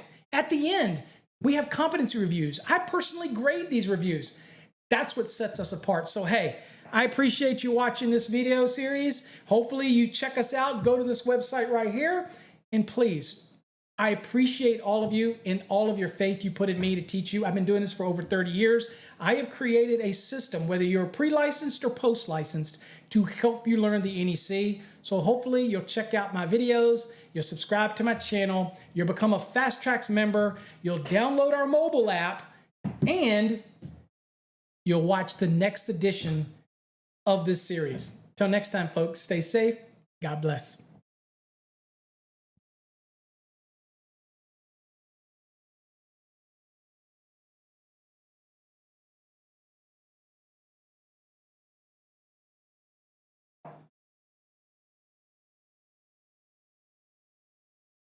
Hey folks, Paul Abernathy here. Welcome to part 3 in this exam prep series where we're digging into some exam prep style questions. We worked our way through some fairly easy ones to kind of give you an understanding of the principles and how to look at a question and how not to have to use the index. We're just kind of looking at a question and getting a feel for it. Now, these questions are part of our database that's available in our 2020 and our 2023 exam prep series. But even if you're not preparing for an electrical exam, our Fast Tracks exam prep style course is also an NEC learning course. So you don't have to be doing an exam to get something out of our program. Now, we're going to pick up here, and the questions are going to be a little more difficult, and we're going to explain them a little more. We're going to try to do them without the index, because in this series, this special series, I'm trying to get you to see how you would identify that an article is not very big and how to use maybe the table of contents and those type of things. But again, I don't want you to lose sight that the index is a powerful tool. I just don't want you to rely on it like a crutch. And so in our program, our Fast Tracks program, you're going to actually learn in these 19 units things that are just going to be locked in your brain. And you're not going to need the index, because when you see it on an exam, you're just going to know these things. You're going to create electronic flashcards in our system that you're going to be able to spit out different articles like 334 for non-metallic sheath cable, 340 for UF cable, 338 for SE cable, 336 for tray cable, 330 for MC cable, 320 for AC cable. You're going to understand these things, and it's just going to roll off your tongue. It's going to make you better in the field. So that's why I tell people it's not just for exam prep. It's to make you a better electrician, and that's what I really am the most proudest about when it comes to our programs, is that we took a program and we've kind of twisted it around, we've added our own content, we've manipulated it, and we're presenting it in a way to really help you learn. And we're backing it up by giving you the Sparky Hub to ask your questions. You got a mobile app that you can ask questions to us. So many ways to support you. That's what you're paying for. This is the world's only structured exam prep and National Electrical Code learning type of program. Now you're saying, where can I get it? I know we got to get started into these questions, but I want to show you where you get it real quick, because a lot of people say, where do I get your program? And what's the difference in, let's say, the Fast Tracks Black Plus program? What's the difference? Okay, I got to show you that. Please don't click away. Endure me this to be able to show you this real quick. So let's go look at it. So here's our website, and when you come here, and it's at fasttracksystem.com, you can see it right down below down there. You will see here that we have all these links at the top, and underneath the courses, you'll see a list of all of our courses. All right, now our courses, we have some post-licensing courses, residential, commercial, industrial, grounding and bonding. We even have a course for HVAC electricians, how to troubleshoot calls, how to do things, how to take measurements. Yeah, we even got that. People don't know that, but we do. There's so much here. We have basic electrical theory, which is a great course to learn all those things you ever wondered how electricity works, and all those things that you just took for granted, but you're going to learn in that program. But they're all right here. But what people ask us the most about is our Fast Tracks Black and Plus. What's the difference? So those are our premier NEC learning as well as exam prep courses. What's the difference between the Black and the Plus? Well, they're the same course. The only difference is the Plus also gives you access to 12 months of video access. And the videos are random videos on calculations, code changes, anything. There's a collection of about anything in there that I personally have selected. And they are already qualified to be accurate, and you're going to learn so much from them. And we're constantly adding more to that program. So again, I encourage you to check out Fast Tracks 2. But if you want to get that included with your purchase, then you're going to go with the Plus. Now, if you go with the Black program, again, it's the same program itself. When you get here, I want you to realize that there's a lot of information here. You see a 2017, 2020, and 2023. Watch this video. There's a little video right here that you're going to watch. Now, the video seems like it's not showing up here. Let me refresh this and see if it'll show up here. And it still hasn't shown up. But let's see. Let me go back because it could be just a internet thing. So let's go back right here. There we go. So there's your video. Watch the video because the video kind of takes you through 19 units.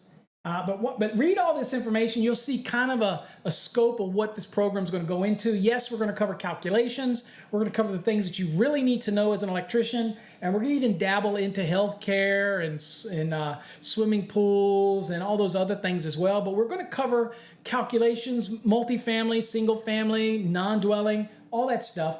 And again, make sure you read all this. And it's on you to know what your state is testing on. It's not up to us. So make sure you check with your state before you purchase 17 or 2020 or 2023 to find out what your state is testing on. Because once you purchase it and you activate it, you can't switch courses, okay? These courses are all independently different. So it's important that you do your due diligence first, okay? But anyway, that's our website. That's where you get all that information from. Before I leave, I do want to tell you that you want to make sure that you also get our mobile app. And our mobile app has got so many resources for you out in the field. Go over here where it says mobile app, click on it. And you're going to see this link right here. Click on it, accept it. All it's going to do is put a little icon on your phone. The actual app is not on your phone. It's in the cloud. But you click on it and it opens up our mobile app. So many features here. We have the chat now feature, which is basically just like a TikTok, but again, it's only members of the app can see it and post things, so it's a very closed network. But you also have the Sparky Hub access here, our chat room here for support questions. You've got our Fast Tracks Tube. You got blogs on here. You even can listen to all of our podcasts. We have over nearly 1,000 episodes of podcasts on all different types of topics. You can listen right from your phone. So this is a must-have for any electrician. So make sure you get our mobile app, okay? It's free. Doesn't cost you anything. All right, folks, let's get to the lesson. I know that's what you came here for, and thank you for indulging me. All right, so this lesson today, as the questions are a little bit harder than the last 2 episodes. So make sure that you really focus and you got your code book. And again, we're on the 2023, but it shouldn't be any real difference in these questions, whether it's the 2023 or the 2020 or even the 2017, as far as these questions, okay? All right, let's get in it.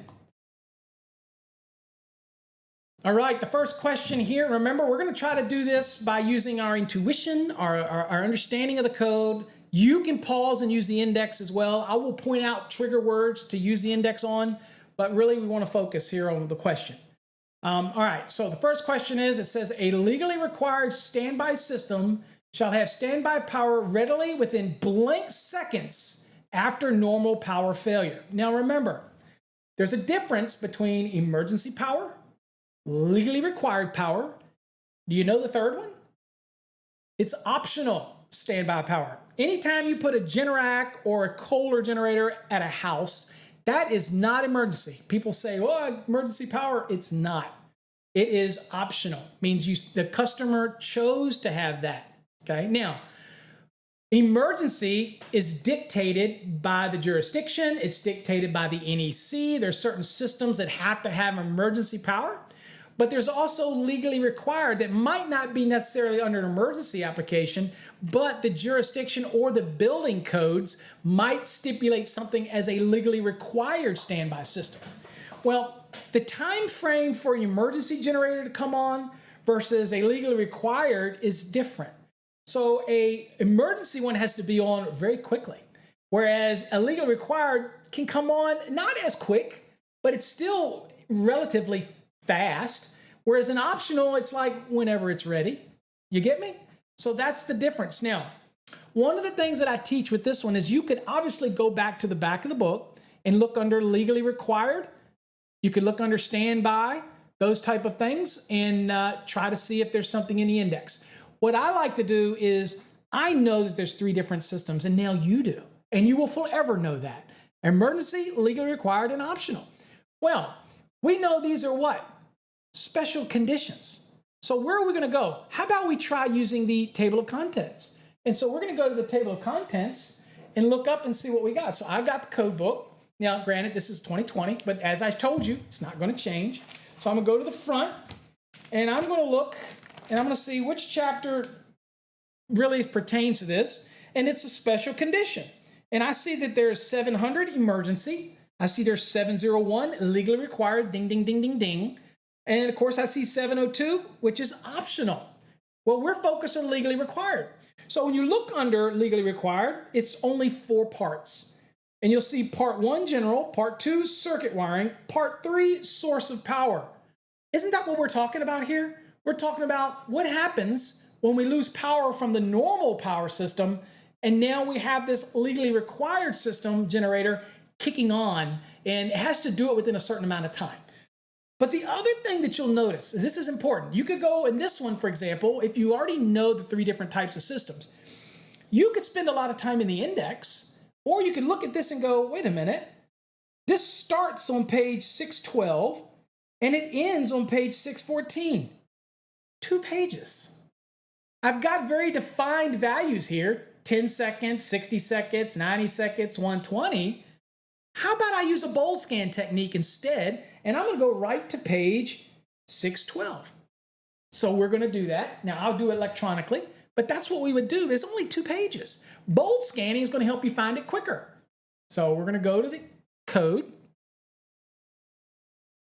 and I'm going to go down, and we're going to go to 700, chapter 7, excuse me. We'll go to chapter 7, and we'll go to 701.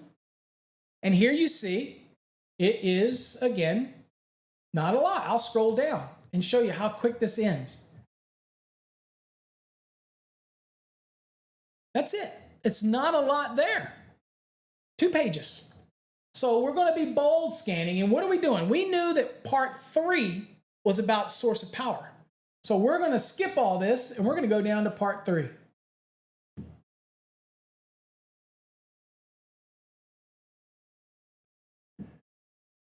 All right, sources of power.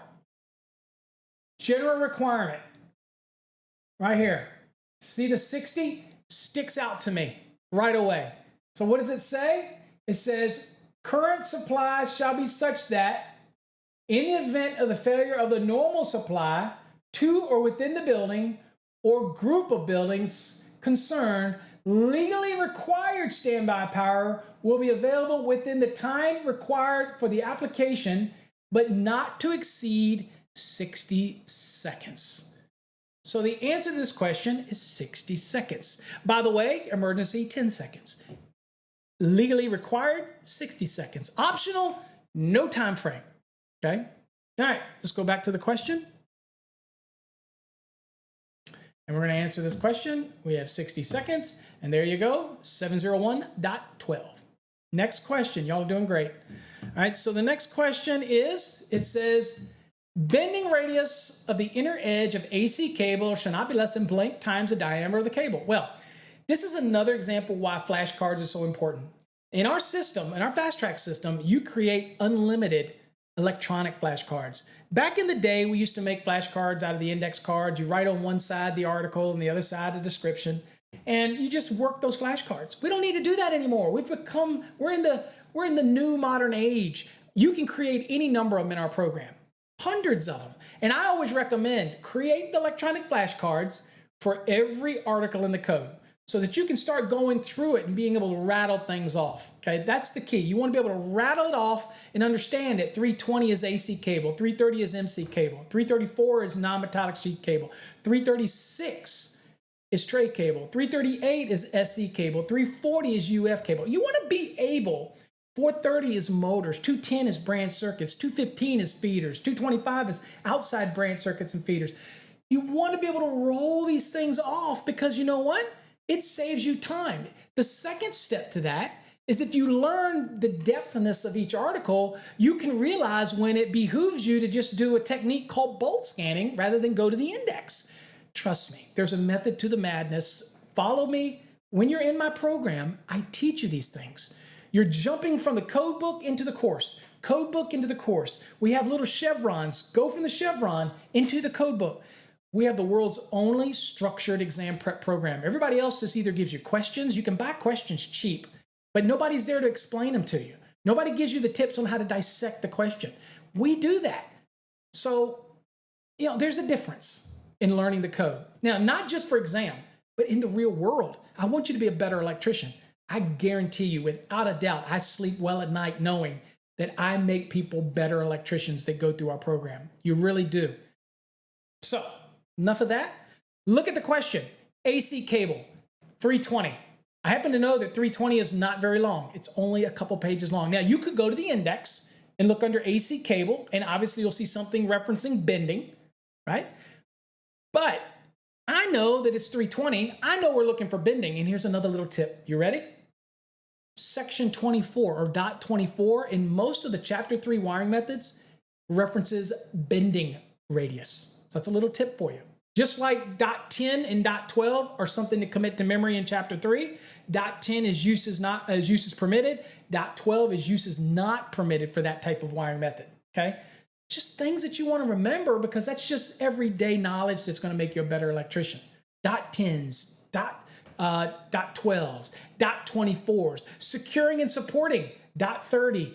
Just kind of let those things lock into your head. It's just once you know it's 320, once you start learning those little things, then it's so much easier on you, not just for exam, but in the real world. Okay, so let's go to the code. We know it's 320. We know it's not a big, 320 is not a big article, and that's what you learn as you're studying. You go through our program, you'll realize that 320 is not very big, and you'll say, well, dude, it's not like Article 250. It's a small article.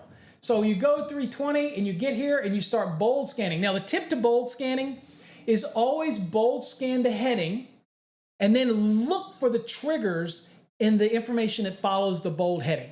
Okay, so not permitted, uses permitted, uses not permitted. Notice the dot 12 and dot 10 again. Here, exposed work, nope. Through parallel to framing members, nope. Attic space, nope. Bending radius. Makes sense, right? All right, so then the questions that we had was 5, 8, 10, and 12. They become very important to when you look in the body of the code language. Here, I see 5 times. Now, in our question, it was the number 5. You've got to mentally be able to distinguish this. These are little mental gymnastics that you'll get good at, trust me.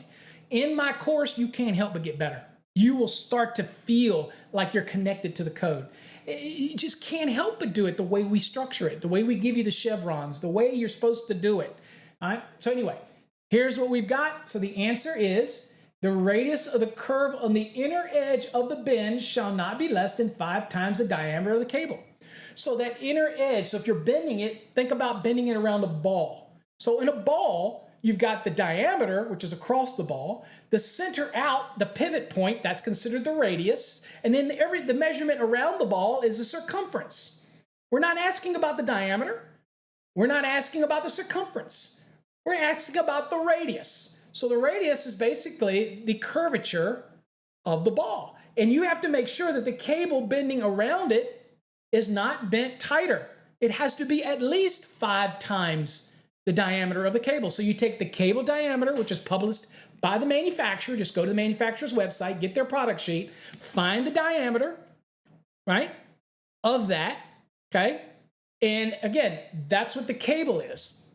Now the radius, you take that value, that diameter, and you multiply that times what? 5. And that's how you're developing the radius. Anyway, trust me. The key thing here is you don't want to bend to damage the cable.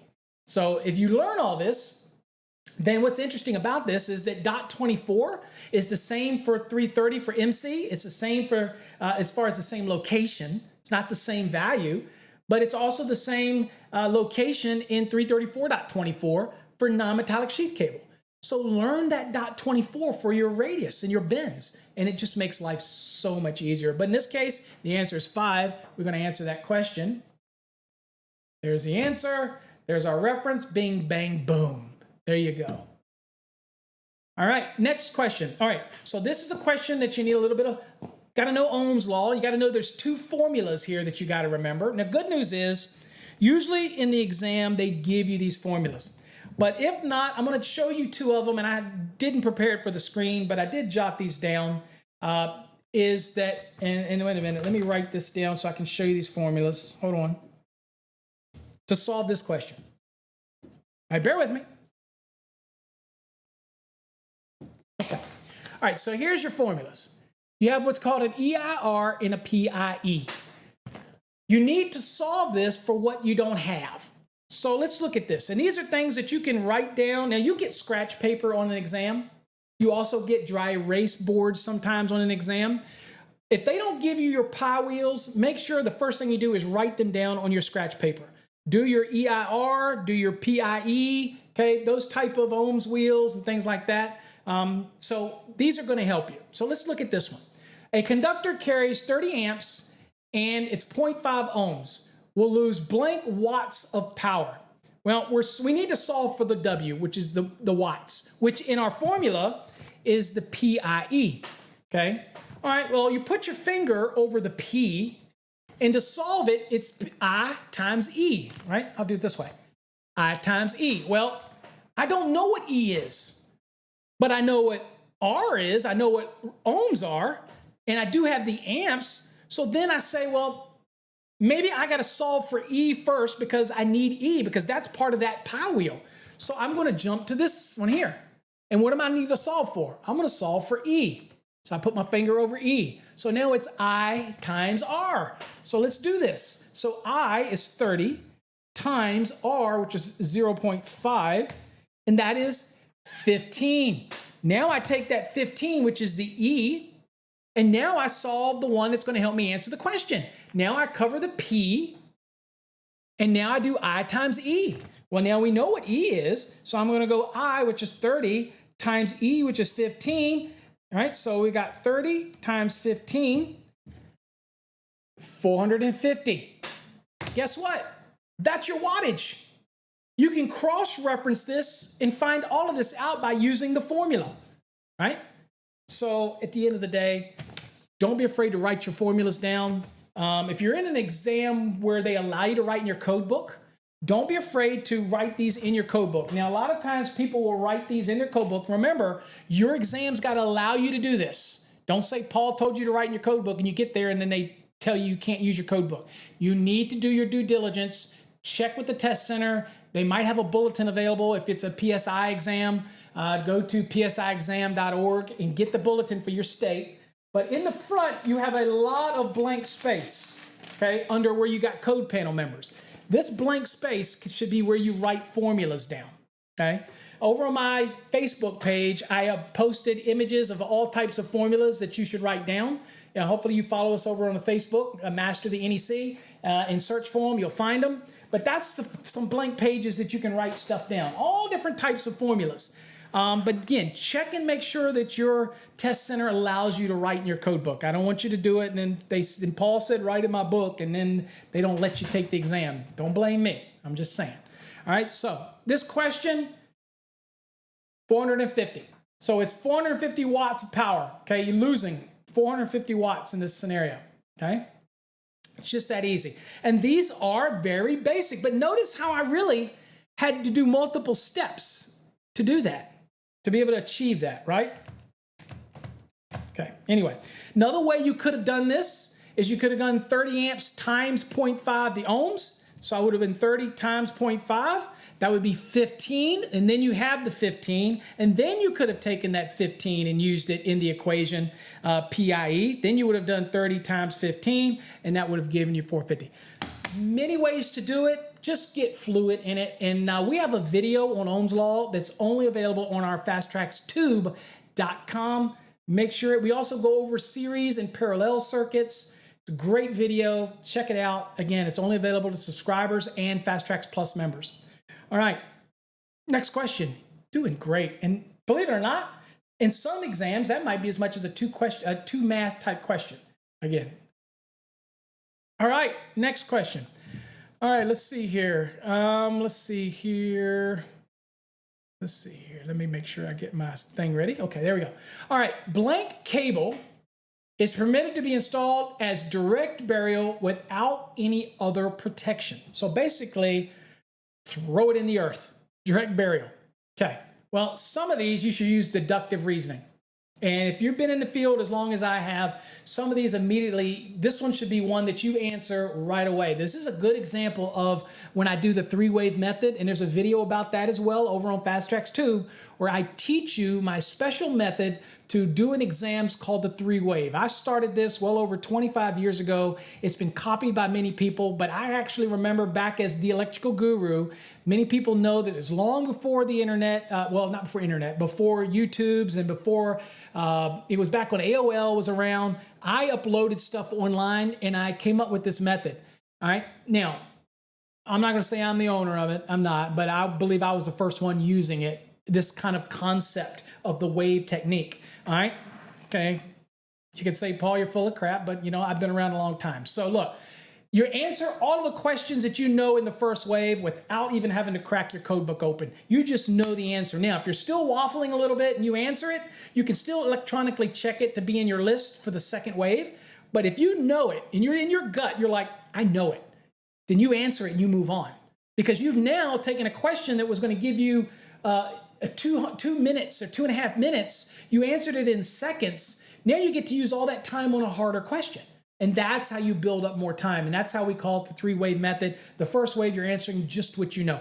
This is an example of you should be able to answer this by your experience and what you know, right? I mean, look at it. Non-metallic sheet cable, NEM, a dry location only product.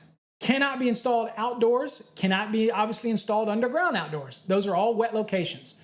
Next one, we'll skip UF. SE cable, service entrance cable. It doesn't take you long to go to where? You guessed it, Article 338, and look at the top and look at what service entrance cable is. In fact, you can even go now in Article 100 and look under the definition, service entrance cable. It didn't say USC, by the way, it says SE. If you look at it, it's for above ground applications. It's not designed for below ground. Now, interesting, is SE cable? I am the actual patent holder of a product called a hybrid cable. It's only available by Encore Wire Corporation. I am the patent holder. It is actually an SE cable and a tray cable merged together, and it is allowed to be dumped straight into the earth.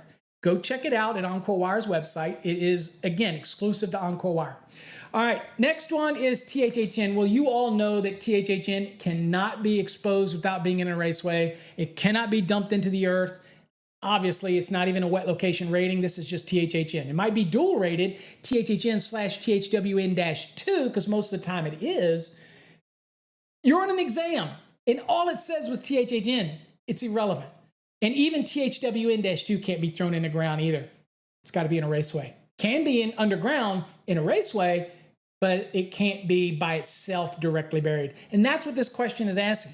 The only one here that's allowed to be installed in the ground directly without any other protection on it, as far as a raceway or anything, is UF, underground feeder. It's also underground branch circuit as well, but we refer to it as underground feeder. All right, UF. Easiest question here. You should have known that right out the gate. I'm not even going to take the time to look that one up because you should know that. UF, U, underground. Simple, easy peasy. Article 340. All right. So we're gonna hit it and we'll just answer the question. There we go. 340.10. Remember what 10.10 was? Use is permitted. Notice it's asking, it's saying it is permitted.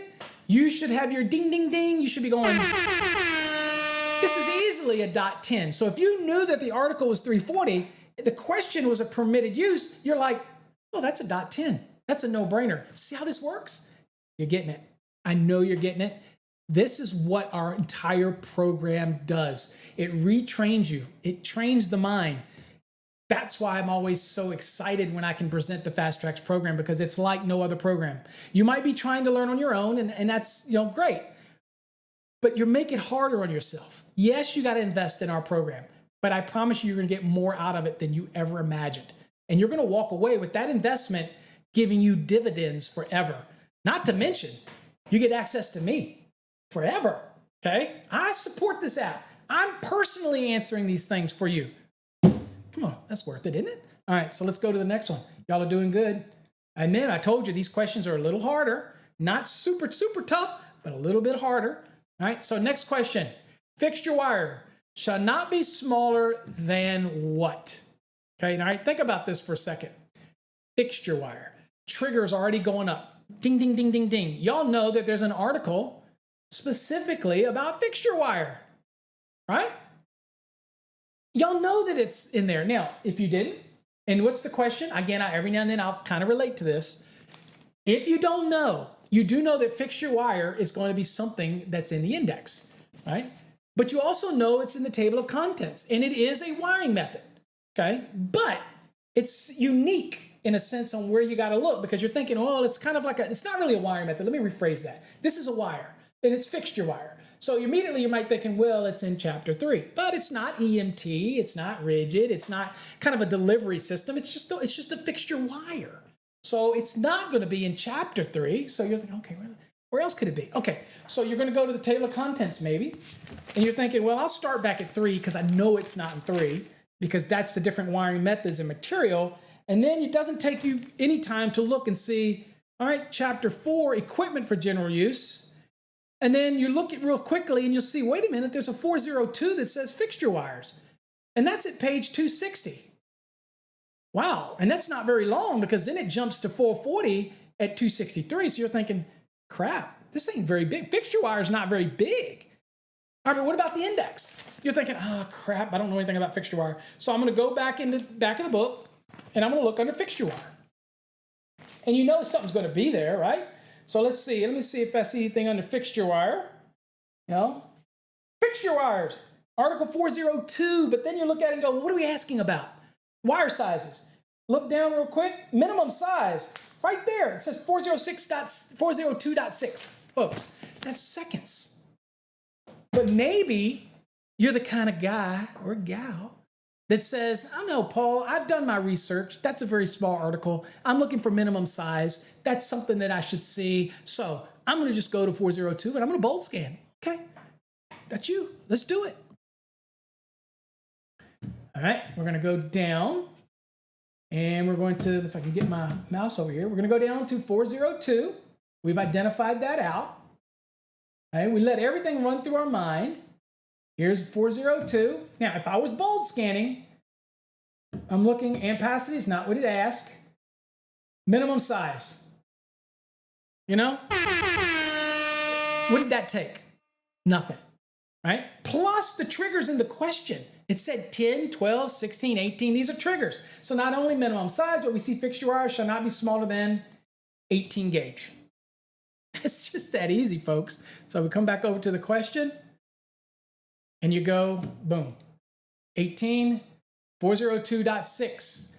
Folks, it's really, once you get really good at it, it becomes so much easier and fluent to be able to do these things. Okay, be a little tough for you. Let's do one more in this episode, and we'll test you out. We're gonna be a little bit more, okay? Because I love you. I want to give you more. So let's go. Another question. All right. Are we going to test your mental ability here, folks? Exam prep condition, real world condition. Think about these things. Let's look at this question. A service entrance conductor for a single family dwelling with a 120, 240 volt, 200 amp overcurrent protected device. So we've already established the overcurrent protection device size. It's 200 amps in this question. As a main disconnect shall require a minimum blank AWG copper conductor. Okay. So the first thing that somebody will say to me is, Paul, I don't know the loads. I got to do a load calculation, things like that. And I'm like, no, there's some triggers here. Have you ever heard me refer to the term of the 83% rule as long as all the conditions apply? That is not an exception. That is an allowance in the code. And it's found under 310.12.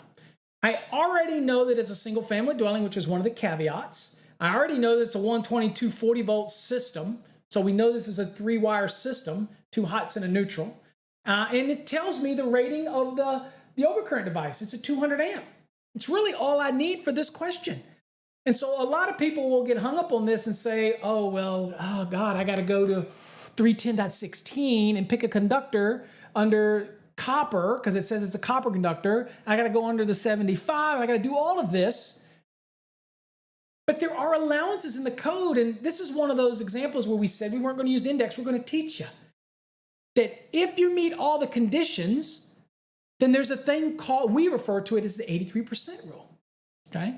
And so let's go look at that. Where's that at in the code? Now, if you're in the 2017 code and you're watching this, it's 310.15b7. If you're in the 2020 code, it's 310.12. If you're in the 2023 code, it's also 310.12, okay? Didn't move. Now, let's go look at it real quickly. So we'll go to the code. And this is an example of one that it's not so much searching through the code, all right? Because this is one that I want you to listen to me. I want you to understand that when you're doing a calculation and it's a single family dwelling, you get to use 310.12, right? So, but if all the caveats that are in there aren't applicable, then you can't use it, and you're just going to go size it based on 310.16, which is the ampacity table. But here, since there's no other conditions of use given, it doesn't say ambient temperature, it doesn't say the number of current conductors, it's nothing. So you get to go straight to 310.12, and that's what we're going to do. So I'm going to take us there. 310.12. Now, notice some things here. Single phase, dwelling, service, and feeders, okay? For one family dwellings and the individual dwelling units of a two-family or multifamily, not the whole multifamily. The individual units, you're allowed to apply 310.12 as long as it is a single phase, 122 40-volt system. You are permitted to size it based on 310.12a through D. And of course, if you're in the 2017, it's 310.15b7, and you have the different numbers there, right? B1, B2, all that kind of stuff. All right. B7, B71, B72, all that kind of stuff. All right. So again, 2017. Who's still on that? All right. So anyway, all right. Now that's what we're going to be looking at. Okay. Now, also, just for your mind, you're thinking, well, can I ever use it on a three-phase system? No, you can't use it on the three-phase, but you can use it on the single phase that is derived from a three-phase, where we take two of the phases and a neutral, okay? Then that would be allowable here, and that is a 208 120-volt system, okay? So again, but in our question, it's a single family, so we get to ignore all of that and really focus on this. And so we go down. Now, since ours is a service, we're stopping at A. But if it had been a feeder, there's B, okay? So we're looking here, and it says, for a service rated 100 amps through 400, well, we already know ours is 200, because that's what they already gave us in the question. It says the service conductor is supplying the entire load associated with the one family dwelling. Let me explain that.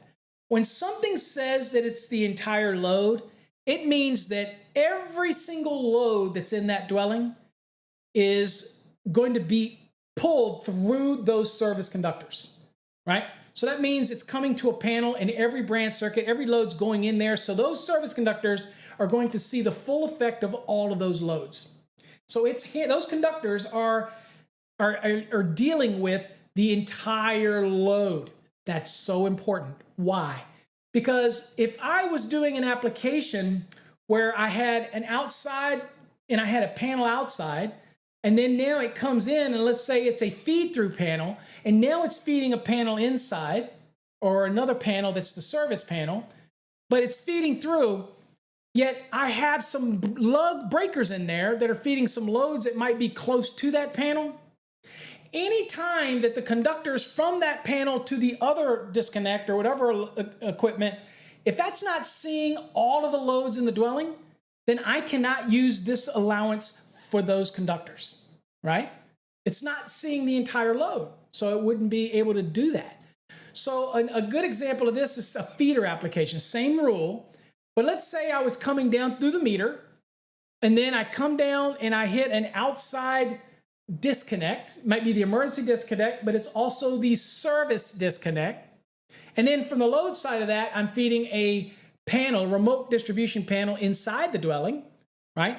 So let's say that outside service disconnect also is a panel with breakers in it, right? So from the point of attachment down through the meter to that service disconnect, those conductors are seeing the entire load of the dwelling, whatever's in that panel plus the remote panel downstream. So 310.12 would apply. However, the conductors that are going to the remote distribution panel is the feeder now. And so that would take us down to B. And again, that feeder can use the same rule, the 83%, but that feeder is not seeing the entire load, right? Because some of the breakers are outside at the service. So I could not use 310.12 for that feeder. Now, it doesn't have to be larger than what the service conductors would be, and that tells you that right here. So in no case does that feeder need to be larger than what the service would be. In case your calculation for that feeder ended up being a larger cable than what it was supplying the outside panel, then it doesn't have to be larger than the one outside. That's what that note says.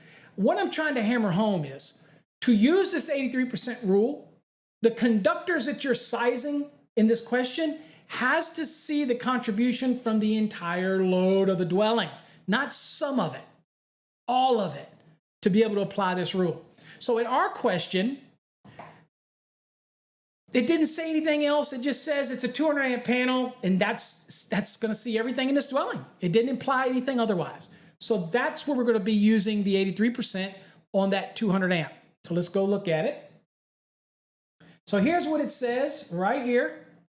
It says we have to establish that it's 100 through 400, and it is.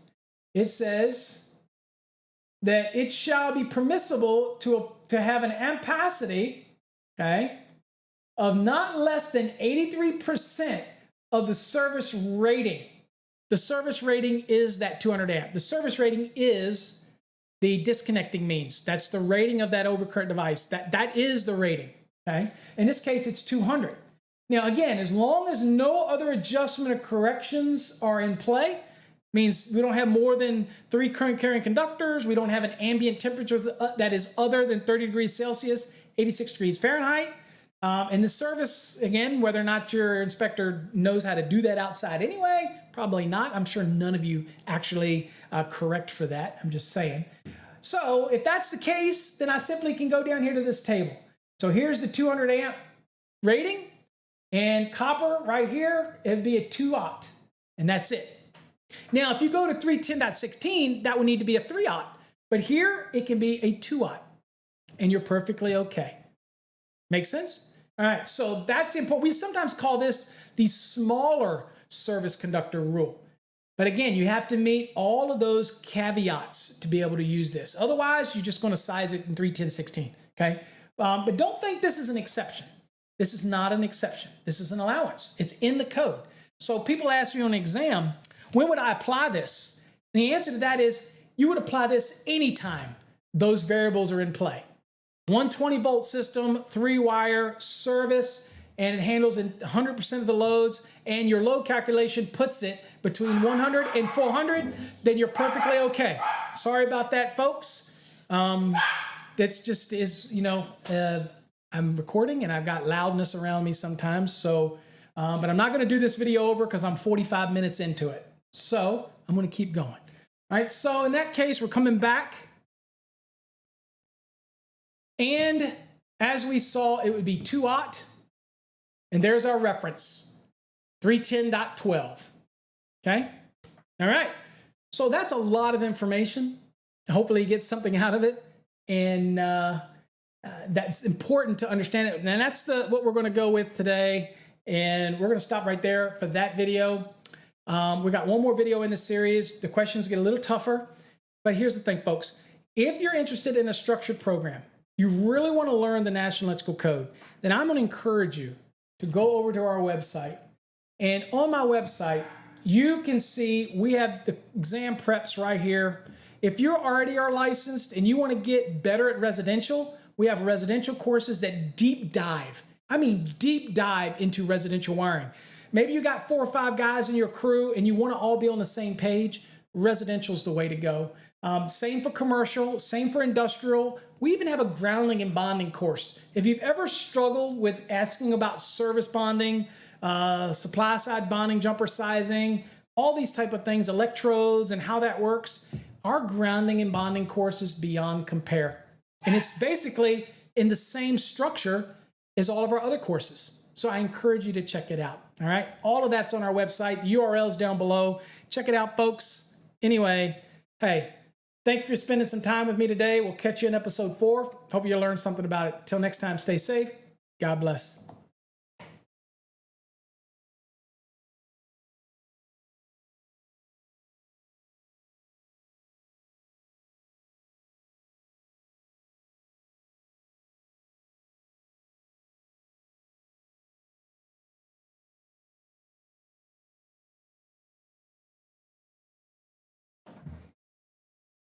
Hey folks, don't go away. Thanks for watching the series on exam prep. Look, if you want to learn the National Electrical Code, there's nobody out there in this industry that can teach you the code any better than me. I will walk you step by step through. We have the best illustrations. We have competency review questions to test your knowledge. Look, if you're trying to learn the NEC, then you need to get in our Fast Tracks program. Not only that is you get mobile apps, you get message boards, you get chat. There's so many ways for you to connect with us and ask questions. Hey, look, if you're trying to learn the National Electrical Code, our Fast Tracks program can do it. Now, maybe you already got your license and you're doing residential and you want to get better at residential. Guess what? We got a Fast Tracks Red. That's residential deep dive. We have Fast Tracks Green. That's commercial deep dive.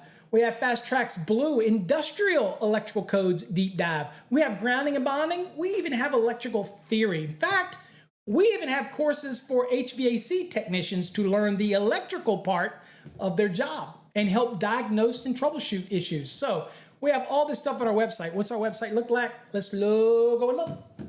Here's a website, folks, really quickly. This is what it looks like if you're on a browser. You can go up here and look at the courses. We have them all listed right here. You click on courses, you will actually see a list of them here. But if you hover over it, you'll see all the courses right here. If you're studying for an electrical exam, you can choose the Fast Tracks Black or the Plus. What's the difference? The Plus gives you access to 12 months of videos over on our separate Fast Tracks Tube platform. Not here, but on our separate platform. Don't worry, you'll get instructions to how to do that when you buy the course. But if you want to get the videos, then you choose the Plus. If you just want the exam prep course itself, which is the same whether it's the Plus or the Black, then you would just click on Fast Tracks Black. Now, the other thing that I will tell you, when you're here, make sure you watch this demo. This is an amazing demo. It's going to show you all the little things about the course. It's going to show you the chevrons. It's going to show you how to use the features. It's going to show you what it's like to be in our program.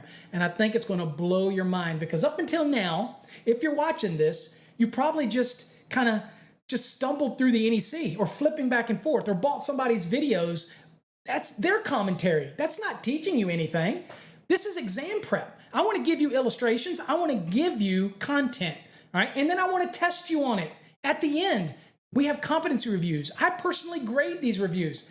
That's what sets us apart. So, hey, I appreciate you watching this video series. Hopefully you check us out. Go to this website right here.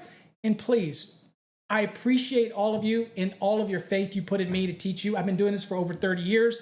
I have created a system, whether you're pre-licensed or post-licensed, to help you learn the NEC. So hopefully you'll check out my videos, you'll subscribe to my channel, you'll become a Fast Tracks member, you'll download our mobile app, and you'll watch the next edition of this series. Till next time, folks, stay safe. God bless.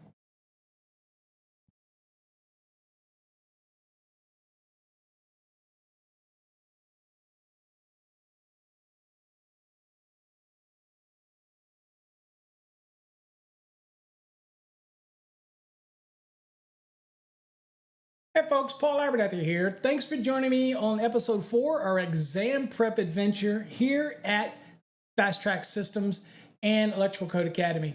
Now, we've worked our way, you've seen some basic journeyman, some basic knowledge type of questions. We looked a little bit, we had an Ohm's Law type question. And we kind of moved our way up a little bit and we're getting a little tougher questions. Now, look, there are many people out there that struggle in the field learning the National Electrical Code. So you're not alone.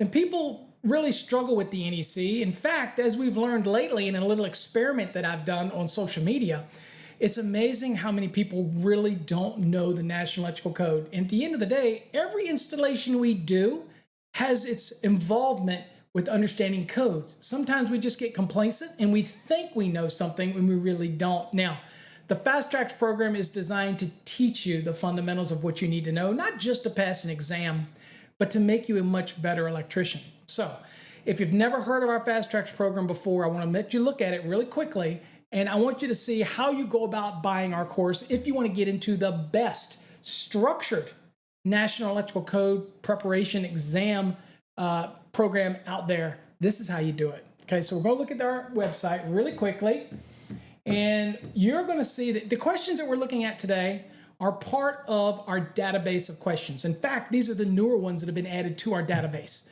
And so in order to get these questions, but really the meat and potatoes is the 19 units. And there is tons of competency questions at the end of every one of those units that I personally grade and give you feedback on.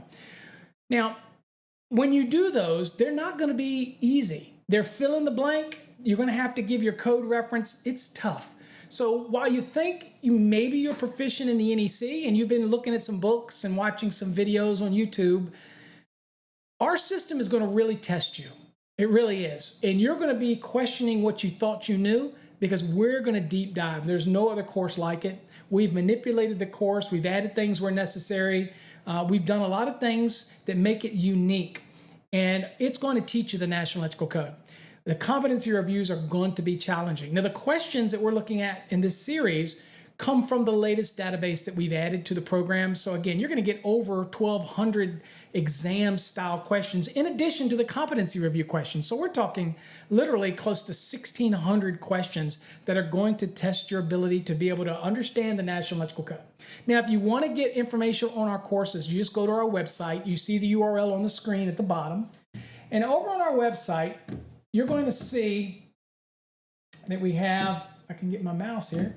You're going to see up here at the top, here's our courses. We have courses for post-licensing, residential, commercial, grounding and bonding, industrial wiring, even HVAC electrician stuff that help you diagnose and troubleshoot if you're an HVAC electrician. So many courses here, grounding and bonding, but a lot of people like you are probably looking at it for exam prep, or maybe you've already got your license and you just want to get better at the code. That's what our Fast Tracks Black and Plus program is all about.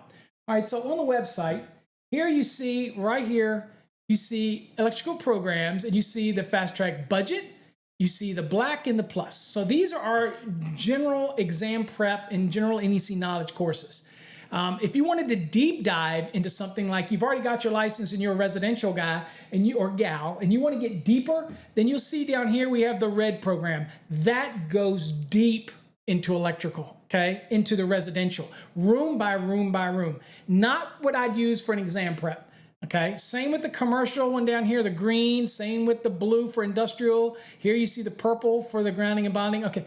Those are not exam prep. Those are to enhance your knowledge and become more proficient in your trade, okay? Move up the ladder of success. That's what those are about.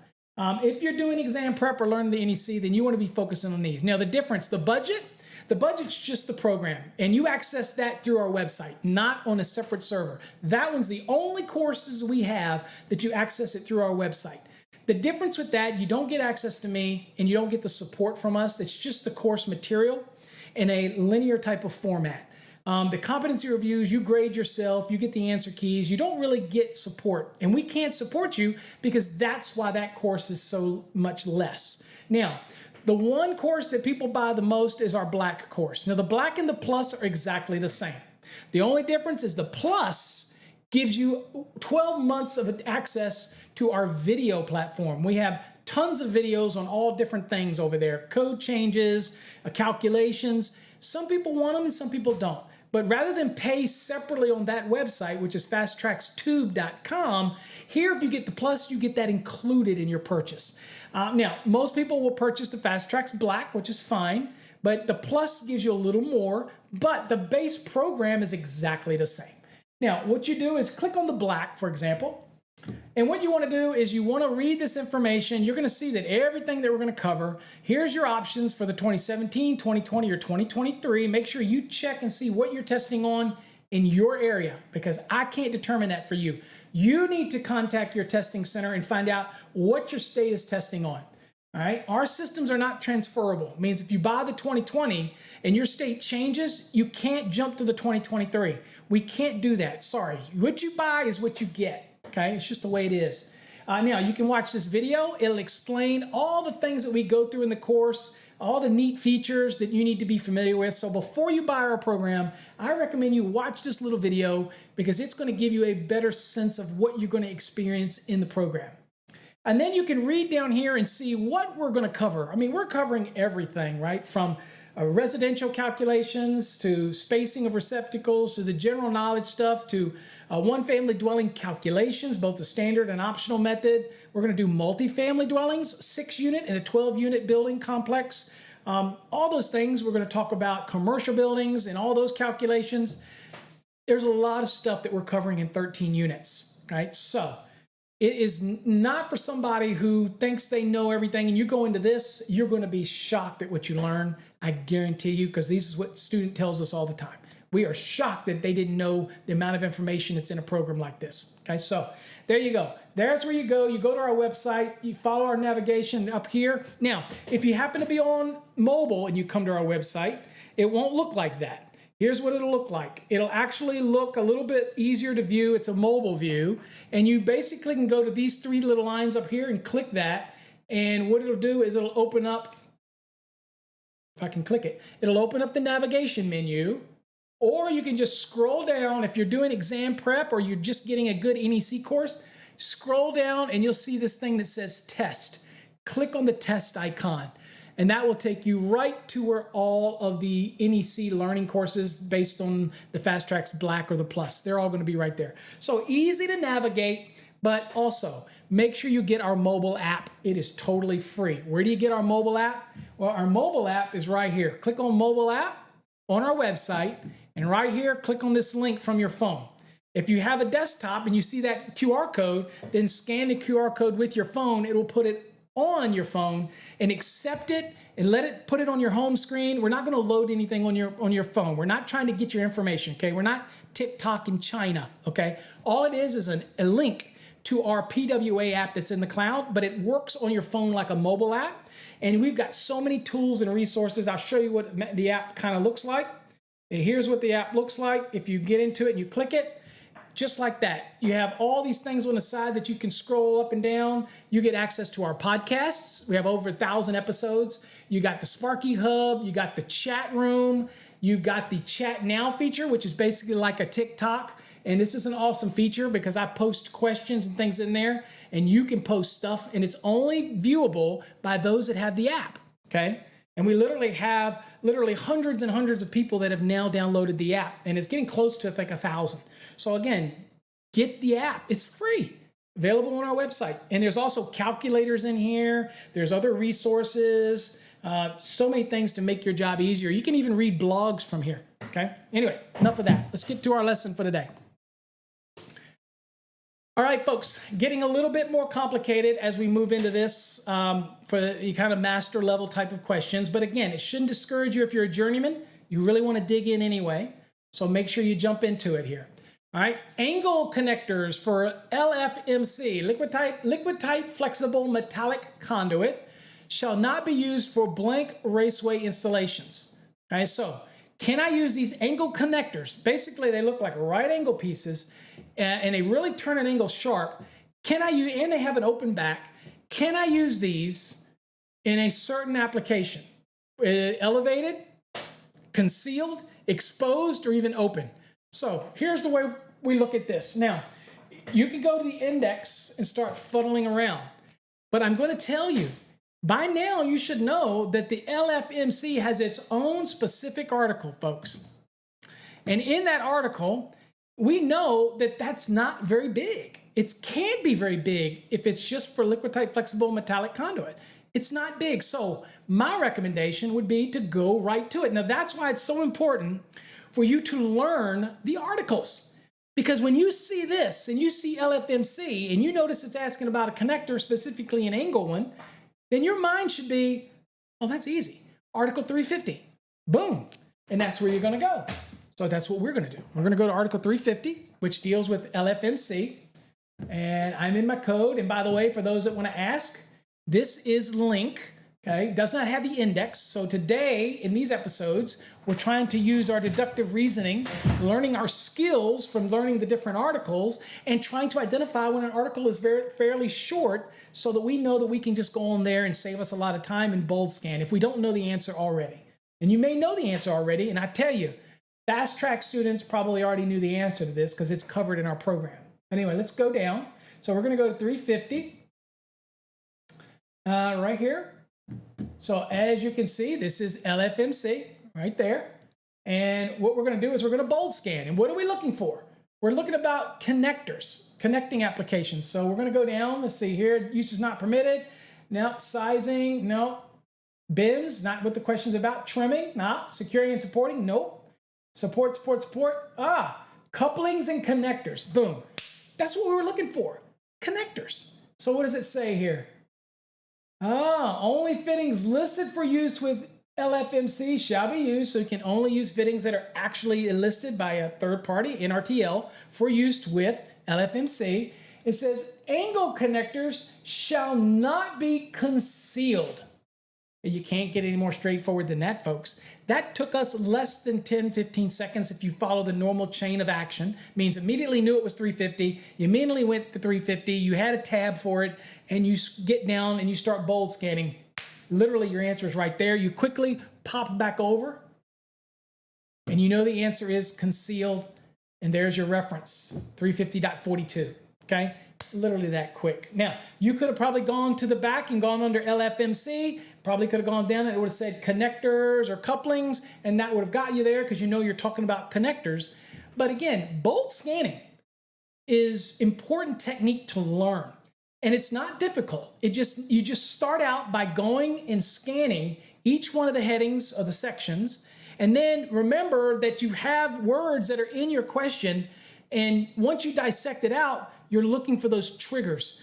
And you just got to get used to scanning and quickly looking at it and being able to absorb the information and just move on. And you'll get better as you keep practicing it, okay? And that's why I say when you're preparing and you have a good set of questions, don't be in a hurry to answer those questions.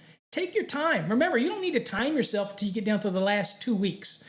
Slow and methodically examine a question, see which words you might help you in the index, okay? And look those things up, and slowly you'll build up this technique where you'll learn that, no, I don't need to go to the index for that because I know that's not there. And you'll actually gain this memory. Your capacity to remember will grow, and you'll be able to look at this and say, concealed. It's an obvious choice, okay? Next question. A maximum continuous load that may be placed on a 150 amp fuse is, okay, so you're looking at this one going, okay, I know what's going on here. So this is saying the maximum continuous load on this. Now, I didn't tell you whether this is a branch circuit. I didn't tell you whether this was a feeder. All it says is a maximum continuous load that can be placed on a 150 amp fuse. I always will typically say, all right, we'll just start with the branch circuit. The good news here is it's the same regardless. So whether you get your reference in 210 for branch circuit or 215 for feeder, okay, it's all going to be the same concept here. It's a continuous load, and we're looking to see what our value is. So where do we go for this? So one of the things you could do is go to the index, and I do this at least once in every one of these last 4 episodes. I will do it for this one. I'll just go and pick branch circuits. And I'm going to go look in branch circuits and see what I see. And feel free to pause the video and do that yourself.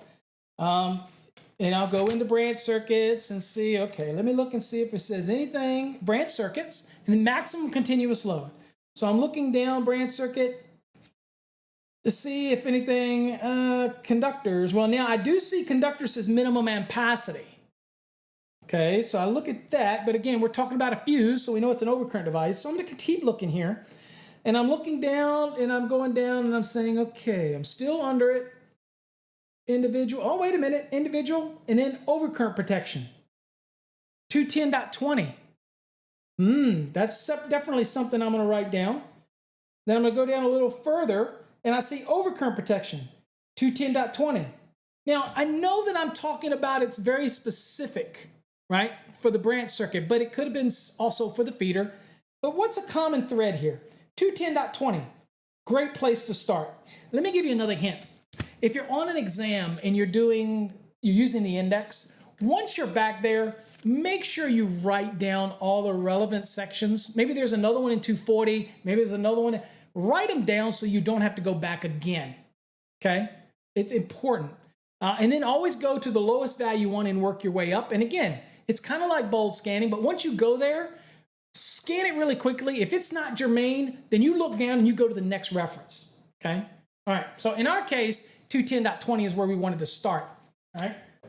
So, but what I'm gonna do is that's what we do if we do the index. I'm just gonna go to what? 210, branch circuits. That's where I'm gonna go first. So let's do that because I wanna stick with the theme of these lessons here and kind of just use our knowledge base to do this. So I'm gonna go to 210, bear with me while I find it on the screen here. There we go. All right, so I'm at 210. And what I'm looking for is something that deals with the continuous load, overcurrent protection, that type of thing. So 210.2 is not helping me. 210.1, nope. Quickly going through it. Identify branch, nope.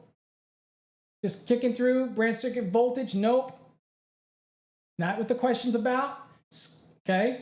Multiple branch, nope. GFCI, nope. Just keep doing it that quickly, folks. Going through these, it gets a bunch of them. 210.9, nope. 210.10, nope. Has nothing to do with the taps. Branch circuit requirements, nope. Nope, it's not ASCI. See how quickly I'm doing this? I'm just kind of going through it. GFP, nope. 210.17, nope. Nothing to do with that. Branch circuit ratings. 210.18, the rating, nope. And that doesn't germane to anything in our question. So we're going looking down and it's saying, okay, minimum circuit capacity. Nope, really doesn't answer our question. And then we keep on going down and we go, overcurrent protection. Boom, right there. The question said maximum continuous load. What does it say right here? Continuous and non-continuous. Now, folks, this might be something that's been ingrained in you all along. When we're doing calculations for conductors, we know that continuous loads are taken at 125% and non-continuous loads are taken at 100% of whatever the value is of the load. Same thing with the overcurrent device here. Unless the overcurrent device is marked to handle 100%, typically they're going to be limited to 80%, which is a reciprocal of 125, okay? And if that confused you, then do the math. If I take this, let me show you how that reciprocal works first. All right, so let me show you. So down here, it says right here, 125% of the continuous load. Our question was continuous load. So let's take that with the question. So if we know that 150 amp fuse, right, is basically continuous load, that means it's got to be limited to 125%.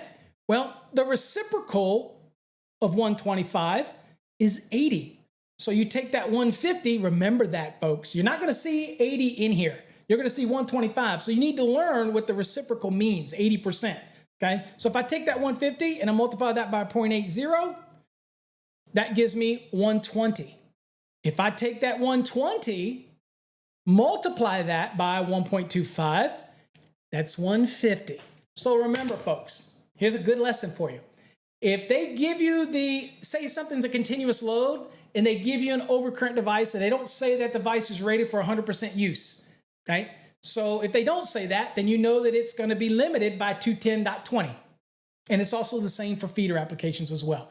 All right, so what you got to do is say, okay, well, if you gave me the breaker, then I'm going to do that by 80%.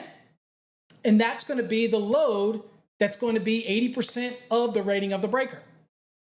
But if I was doing a conductor and I had the load and I say it was 100, I've sized a conductor for 120 amps and I have to take that as a continuous load, then I'm going to do that at 125%. and then it has to be, it can be on a 150 amp breaker, because the 150 at 80% is 120.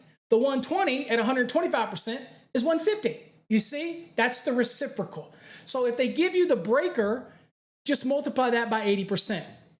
If they give you the load itself and say this is 120 amps of continuous load, what's the size of the breaker? Then you go 120 times 1.25 or 125%, and that's the size of the breaker. You see how that works? That's the reciprocal. So for you on an exam, be very aware of what they ask you. Are they giving you the breaker or the overcurrent protection, or are they giving you the load itself? And if they give you the load as a continuous load, then you take that at 125%.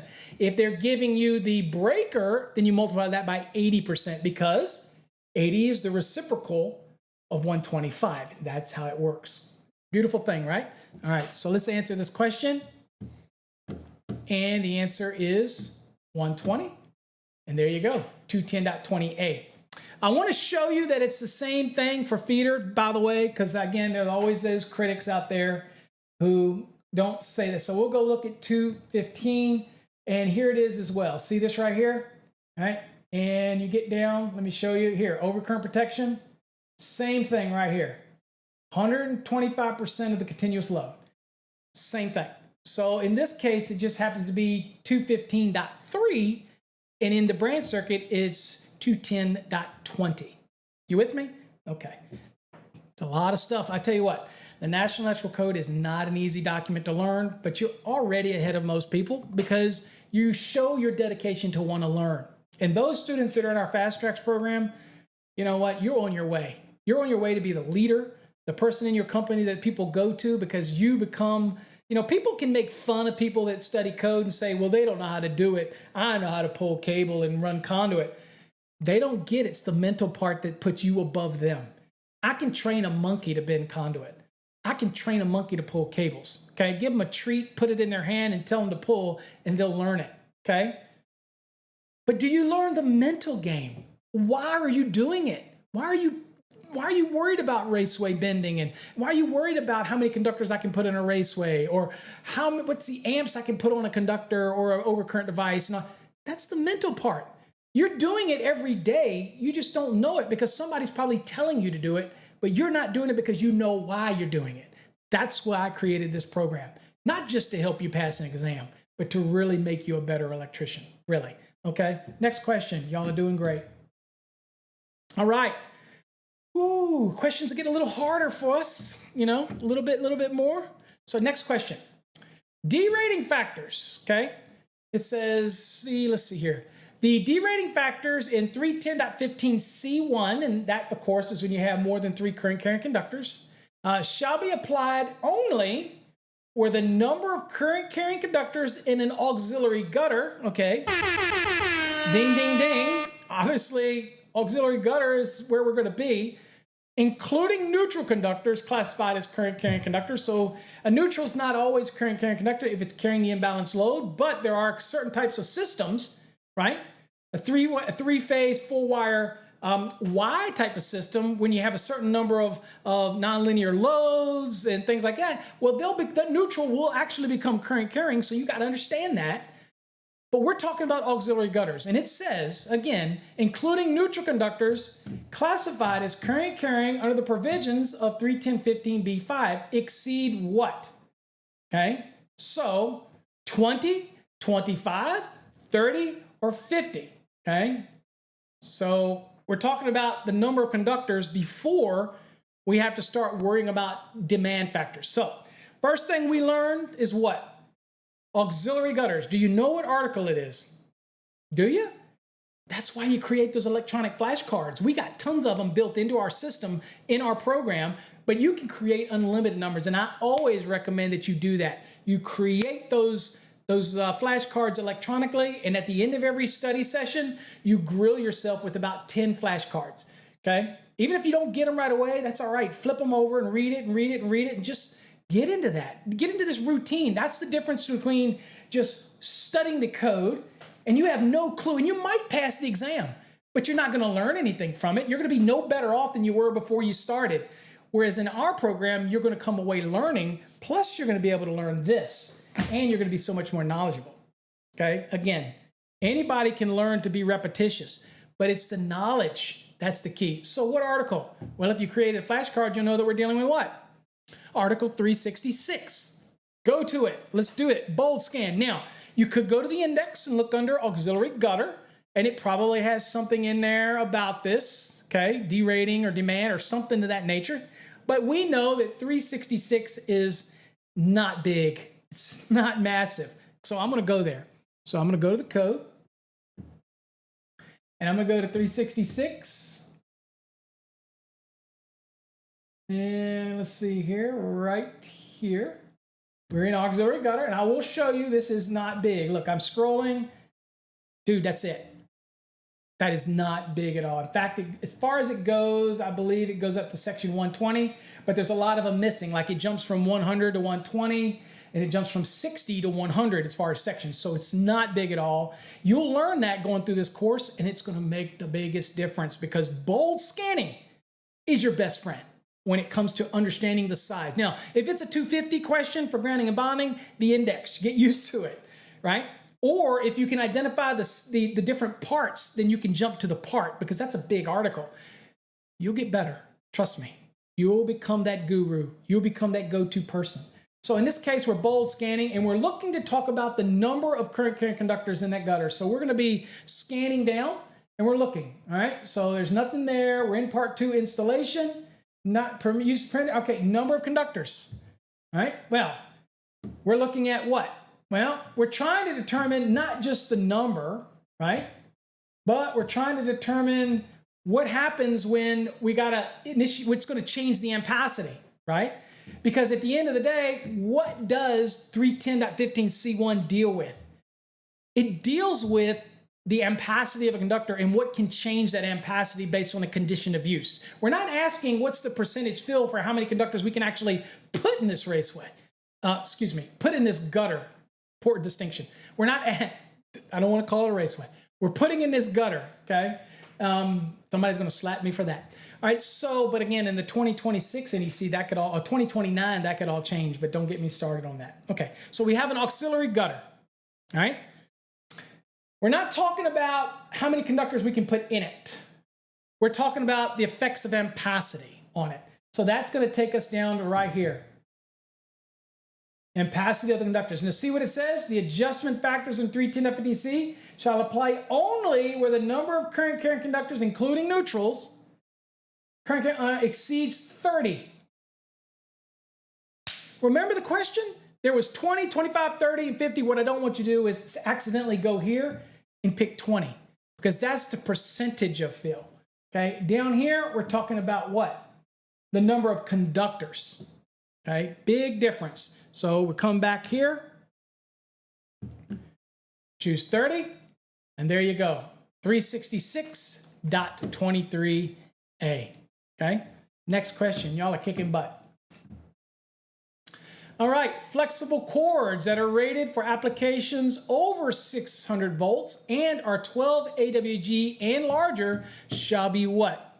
Okay, all right, so in this question here, a couple things have to come to mind right away. Flexible cords. If you know your articles and you're like, okay, I've got the different articles, then you'll immediately know that there is an article specifically for flexible cords if you've done your flashcards. All right, it's flexible cords and cables. This falls under Article 400. Now, granted, flexible cords is a trigger word. I could have gone back in the index, and I could look under flexible cords. And let's see what we got. Again, I do this from time to time. But this episode, we're pretty much going off our knowledge, building on our knowledge. And we know, you should know, if you do your flashcards, if you learn the different articles, that this is Article 400. And you know that 400 is not big, so I would go to 400, right? But we're going to look real quick and see if there's anything in here, flexible cords. So I'm going to be looking. And let's see here, flexible cords. It says C cords. So I'm going to go back to cords. I've already spent more time than I want in this index. So I'm going to go back to cords. And like I said, for me, I know it's small. I know this is a size requirement. It's something that I know I'm going to be bold scanning for. I'm looking for these references: copper only, solid, not used, stranded. But again, let's follow our course of action here. I'm going to go under chords, and let's see here, chords. Where's it at? It's already slower than normal because, again, I can't see squat. Y'all already know this. We got conductors, and we got chords. Okay, chords. And then you see, looking down the chords here, now keep in mind what we're looking for, sizes. So chords, I'm looking down, it's flexible, but under chords, I'm looking down, and I see flexible, and that already tells me it's article 400. I already got that part. Then under flexible, you notice that under flexible, you have some indentions, kind of comes out to the right. That means these are other things under flexible. So it's under chords, but it's flexible, and it does another subdivision under that. And I'm going to look down and see what we've got. Ampacities, okay, well, still 400. Look down and see here if there's anything that I can see that's going to help me. I'm still looking, uses permitted, tables, everything like that. Yeah, nothing overtly that I stick to down here that would have said to me, Paul, this is anything that's overtly beneficial. I don't really see anything else here. Let me just look at it again. And I can promise you, I've spent more time in here than I would have if I was taking an exam. Why? Because I know that 400 is not big at all. So I would say, forget that jack, and I'm going to 400 because I know that that's flexible chords. So again, time management. We'll go to 400. You'll get better at it. 400 is not big. Again, kind of scroll through it and let you see what it is. It's really not big, and everything is laid out pretty good here. So what we're looking for, all right? So we're going to kind of scan these. Suitability, the type, not the question we're looking at. All right, so here's ampacity tables, right? But you're thinking, okay, but that's ampacity. But this is a question about what? Sizing, okay? And associated information with sizing. So let's kind of keep looking and see. Also, we're looking at the answers. Stranded, solid. You might find something in here, but a real quick look at this. Bolds, looking over it really quickly, doesn't give us any of that information. It pertains more directly about the actual flexible chord itself. So I'm going to scroll down. Uses permitted, not permitted. Nope. Splices, nope. All right. Overcurrent protection, nope. Damage, nope. Labels, nope. Construction, no, not really. Doesn't need anything in there. I guess it could help me. Let's see here. I'm going to go a little further. Construction. All right, well, this sounds like it's part of what's asking in the question, right? So if we look at the question is talking about, really, it's kind of like it's construction, isn't it? It's telling you what's the size of the conductors to be inside of it. So again, it doesn't say construction, and you might be able to get this answer from multiple places, but this is kind of, to me, rings out. It's like, well, you're talking about the conductors that are in it. So it's all about the construction of the flexible chord. And so that might lead me to that. All right. So I'm going to be here. Again, index is not the holy grail, folks. And this is why when you go through our program, you will have learned this. And so that it's not something you would have had to go look up. You would just know that a flexible chord has an allowance, and that it's something that you know that it just has to be. So as you go through here, we're talking about the conductors in the construction. And it says the conductors shall be 12 copper or larger and shall employ flexible stranding. Okay?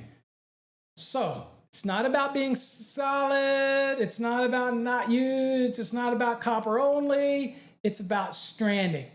And there it is, 400.31a. Again, this is not helpful for the index, but these are little things that you'll learn in a course. Now, if you're just flipping through the code, you're never going to remember that. But what I promise you now that you're going to remember that is flexible chords, and in our program we talk about it and give you illustrations. You're going to say, I got it. In a flexible cord, it can be 12 and larger, then it's got to be stranded. There you go. Okay. Let's do another one. Y'all are doing great, and we're going to give you another one in this program here today. All right. Next one we've got here, it says the size of the feeder circuit grounded conductor shall not be smaller than that required by what? 220.61, 250.66, 250.122, or 310.15b16. Now, this is a 2023 edition, and we know that there isn't any 310.15b16 anymore, so either they made an error or they're trying to throw you, so I can immediately discard that one and increase my odds. So if I guessed at this, I have a 25% shot at getting it right. If I get rid of one of them that I know can't be the answer, then I now have a what? I have a 33% chance of getting it right. All right, so deductive reasoning, but we can find the answer to this. Why? Well, one of the reasons that we can find the answer to this is because looking at it, we know that it's talking about a feeder. We know that feeder is what article? If you did your flashcards, you know that feeders are Article 215. You also know that 215 is not big. And since we're talking about a grounded conductor in conjunction with a feeder in 215, would I even go to the index for that? I wouldn't. I know that I'm going to bold scan 215. Now, I am more than sure that it's somewhere in the index, okay? But time is your friend. In this episode, like the other three, we want to train your mind to take things and realize deductive reasoning. Okay, it's a feeder. We're building on the knowledge you should have if you're in our program or you've been in a structured program. You know that feeders are 215. It's asking about a grounded conductor used with a feeder. That's what I'm looking for. So I'm going to go 215. So I'm going to go to 215 because it's asking about a feeder. And that's where we need to be. Again, using logic here. And 215 is feeders. All right, now, specific question is a size issue. And it's referencing, well, the grounded conductor can't be smaller than a size that's given by one of these references. Now, interesting to note is that 250.66 generally is about grounding electrodes. Okay, so grounding, the different grounding electrodes and the conductors that go to those. So the grounding electrode conductors, the electrodes themselves are 250.52, but this is the grounding electrode conductor. Okay, so we know that there's sizing there. 250.122 is the sizing that we go to for equipment grounding conductors, so could be either one of those. And 220.61, that's really part of the calculations in part 3, which shows you how to do a reduction to the size of the neutral. That's really not germane to what's going on here. So I can remove 220.61, and now I've got a 50-50 chance. It's either 250.66 or it's 250.122. But we're in 215, and we're looking for references to grounded conductors. Okay, so let's do that. We're here, and we're not minimum sizing anything. Okay, we're just kind of scrolling along, and there's a 2, and we're going down, and it's the general, and boom, right here, grounded conductor. Kind of like it was a snake, it would have bit us. It says, the feeder conductor ampacity shall not be less than that of the service conductors where the feeder conductors carry the load, the total load supplied by the service conductor with an ampacity of 55 amps or less, okay? So we've got that application, but we're sitting there going, well, wait a minute. Oh, excuse me. That's even the wrong reference. See how quickly that can happen? Here's where we're at. What the hell did I read that for? But do you see how quickly that can happen? Here's the key. Catch yourself. Focus. I'm focusing. So I'm grounded conductor again. Screw this. This is where we want to be. It says the size of the feeder circuit grounded conductor, there we go, shall not be smaller than the equipment grounding conductor size required by 250.122. So we know we got this one right. So the easiest thing to remember is, okay, 215 is small. The question was talking about feeder, and it's about a grounding conductor. Go right to 215. That's the best. Don't spend your time in the index on this one. Again, don't treat the index as your holy grail. Use your experience and what you learn in our program, in our course. You're going to know these things. Okay? All right. So we're going to come back to our question. And we're going to answer our question. Boom, right there. And that's our code reference, folks. Okay? Easy peasy. You want another one? All right, let's do another one. I know you do. Y'all are into this. All right, next question. All right, we have a snap switch. It's a DC or AC. Snap switch shall be allowed to be loaded to blank percent of the rating when used on inductive type of loads. So I have an inductive type load, or maybe the exam tells me you have a load and it's inductive load, and they want to know what is the rating of the switch and what percentage can you use of that rating. All right, so that's a valid question, and you don't want to guess. But one thing clear, this is about a snap switch, right? Okay, so you know that switches are where? You know your articles by now. Article 404, that's switches. Now we're in 404. That's the thing we want to look. So we want to go in here to the NEC. Now if you're using the index, then check it out. I'll go to switches really quickly. I said I wasn't going to do this again, but I'll do it. Let's go to switches. Pause your screen. If you don't want to go with me, just pause it. And if you do, and look it up. But I'm going to go to switches, and I'm going to see what we've got under switches. Okay, here's switches. It is there. It tells me Article 404, so we know that's good. So if we want a bold scan, we know where to go. Now we're going to look down really quickly, and what we're going to do is we're going to look for ratings. We're going to look for inductive type load question. We're going to look for AC, DC. We're going to look for snap to put us where we need to be. But we're going to kind of go down here real quick. So let's look and see where we need to be. And I'm going to kind of go down really quickly, just kind of scan these. Okay, clock's ticking, but we're good. And let's see here. Mechanical, motor, oil, a lot of switches here. Snap. Snap says also see snap switches. Beautiful thing. We're already in the S's, so let's just go to snap switches, giving us that guidance. So we'll go to snap switches. There you go, one page over to the left. Snap switches, AC general use. Okay, ratings. All right, well, this is a ratings question, right? It says ratings right there, 404.14. It's a ratings type of question. So where we're going to go? We're going to go to 404, or 404 more accurately, .14. That's where I'm going to go. So let's do that. Boom. 404. And I'm reminding you, if you had gone right to 404, you would have bold scanned, you would have found it by now. But anyway, some people have more of a comfort level with the index, and that's fine. Let's go to it, and I'll go to 404. Right there. And I would go to 14. Because that's what we found in the back of the book. But if you bold scan it, be honest with you, rating of the use of the switch. You be honest with you, it was only what? It's only 14 sections in. This is not a big article, dude. Look, I'm done. It goes up to 404.30 is as far as this one goes. Again, lock that in your mind. Switch questions, not a big article. Much better to bold scan. All right, let's go to the 14 real quickly. Here it is, okay? Now, here is the first one, and this says alternating current general use. Nope. Alternating current AC or DC snap switch. Boom. Now, what are we looking for?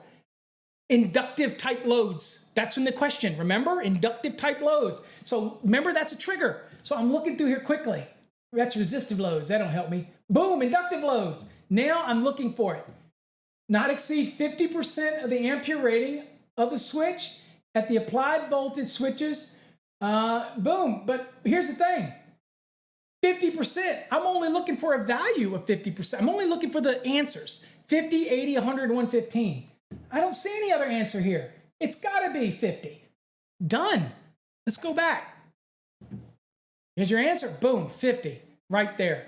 404.14b2. And that's what we looked up. These are powerful things, folks. You don't have to memorize the National Electrical Code. But what you want to do for your well-being is to get familiar of the flow of the code. Learn the different articles, take your time, create flashcards. If you're in our program, then you don't have to worry about that because they're electronic. You can make any number you want. You can make 1,000 flashcards. And here's my advice. Let me give you some advice before I end this one today. You should electronically or physically create flashcards for every article in the code. It's easy. Just get them. You can get the cards at a dollar store for $1.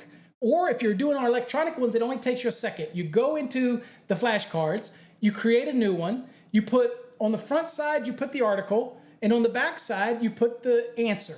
You do that for every single article so that you get a choice. You start flipping them. 430 motors, 338, okay, service entrance cables, and USE.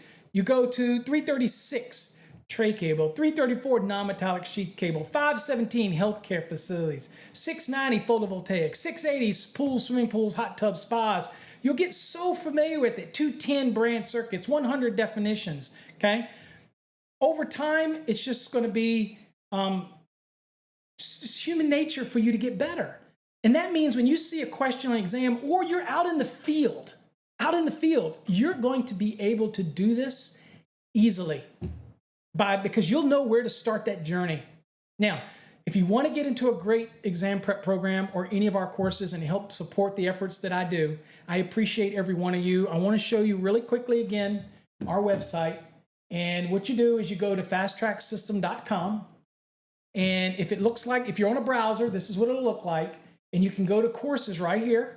And you have all these courses. Of course, we have some free blogs that you can read. But here's the courses. If you're studying for an electrical exam or you already have a license, but you just want to get better at the code, you feel like you're lacking code knowledge, then you get our Fast Tracks Black or our Fast Tracks Plus.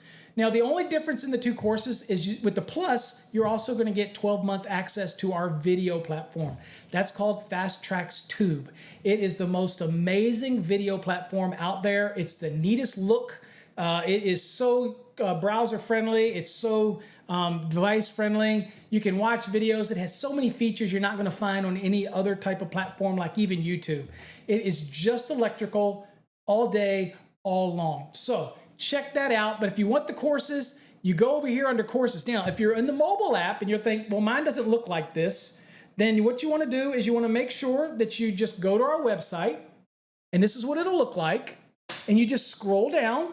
And if you're taking an exam or you want to learn the NEC, then you'll see something that says test. Just tap on the test icon and it will take you right to the Fast Tracks Black and Plus courses. Okay, it's just that easy. If you want to look at all the courses we offer, then if you're on the mobile version, then you go down here to shop. Just click shop and it will literally take you to all of our courses. And you get to peruse through them. We have grounding and bonding, industrial, residential, commercial, electrical theory, HVAC electricians courses. Great stuff, folks. Grounding and bonding is one of the amazing courses we have. Anyway, that's how you navigate our website. And please, before you go, make sure you get our mobile app. It's got so many features. It's got our own version of like a TikTok where you can ask questions and post images and we comment back and I'm going to give you quizzes on it. It's built right into the app and it's only available to people that use the app. Other people can't come in. It's only app users and it's free. So all you do is download it. Now, it looks like this and it's got so many features along the side. It's got calculators. It's got what else has it got? It's got instant access to our podcast. So much stuff in there, folks. It's got in the field calculators for sizing, raceway fill, box fill, all of it right there at your fingertips. It's free. Download it. It'll load it on your phone. All you do is go there and click this URL right here. And it'll ask you, do you want to put the icon on your phone? Please do. It's not loading anything into your phone. All it is a icon link. And when you click it, it brings our mobile app to you instantly. And then when we make any changes, you see it instantly. You no longer have to go to the Google Store or the Apple Store to do this. That's the technology that we have today. And I hope you do get our app. We want, even if you're not a customer of ours, we really want to help you out. And we're constantly adding things to the app. Really want you to get the app. Okay, so just go to our website and download that app. All right, folks, that's it. I just want to thank you folks for joining me in this 4-part series. Hopefully you learned something out of it. If you want more information about our programs, go to our website. Until then, folks, good luck. I wish you the most success, in passing your exam. If you're not taking the exam and you're using this to get better at the NEC in the field, I have no doubt that you're going to become the leader of your company and you're going to rise to levels that you never expected, because you not only have the physical talents, but now you're getting the mental talent. Thanks for watching. Till next time, stay safe. God bless.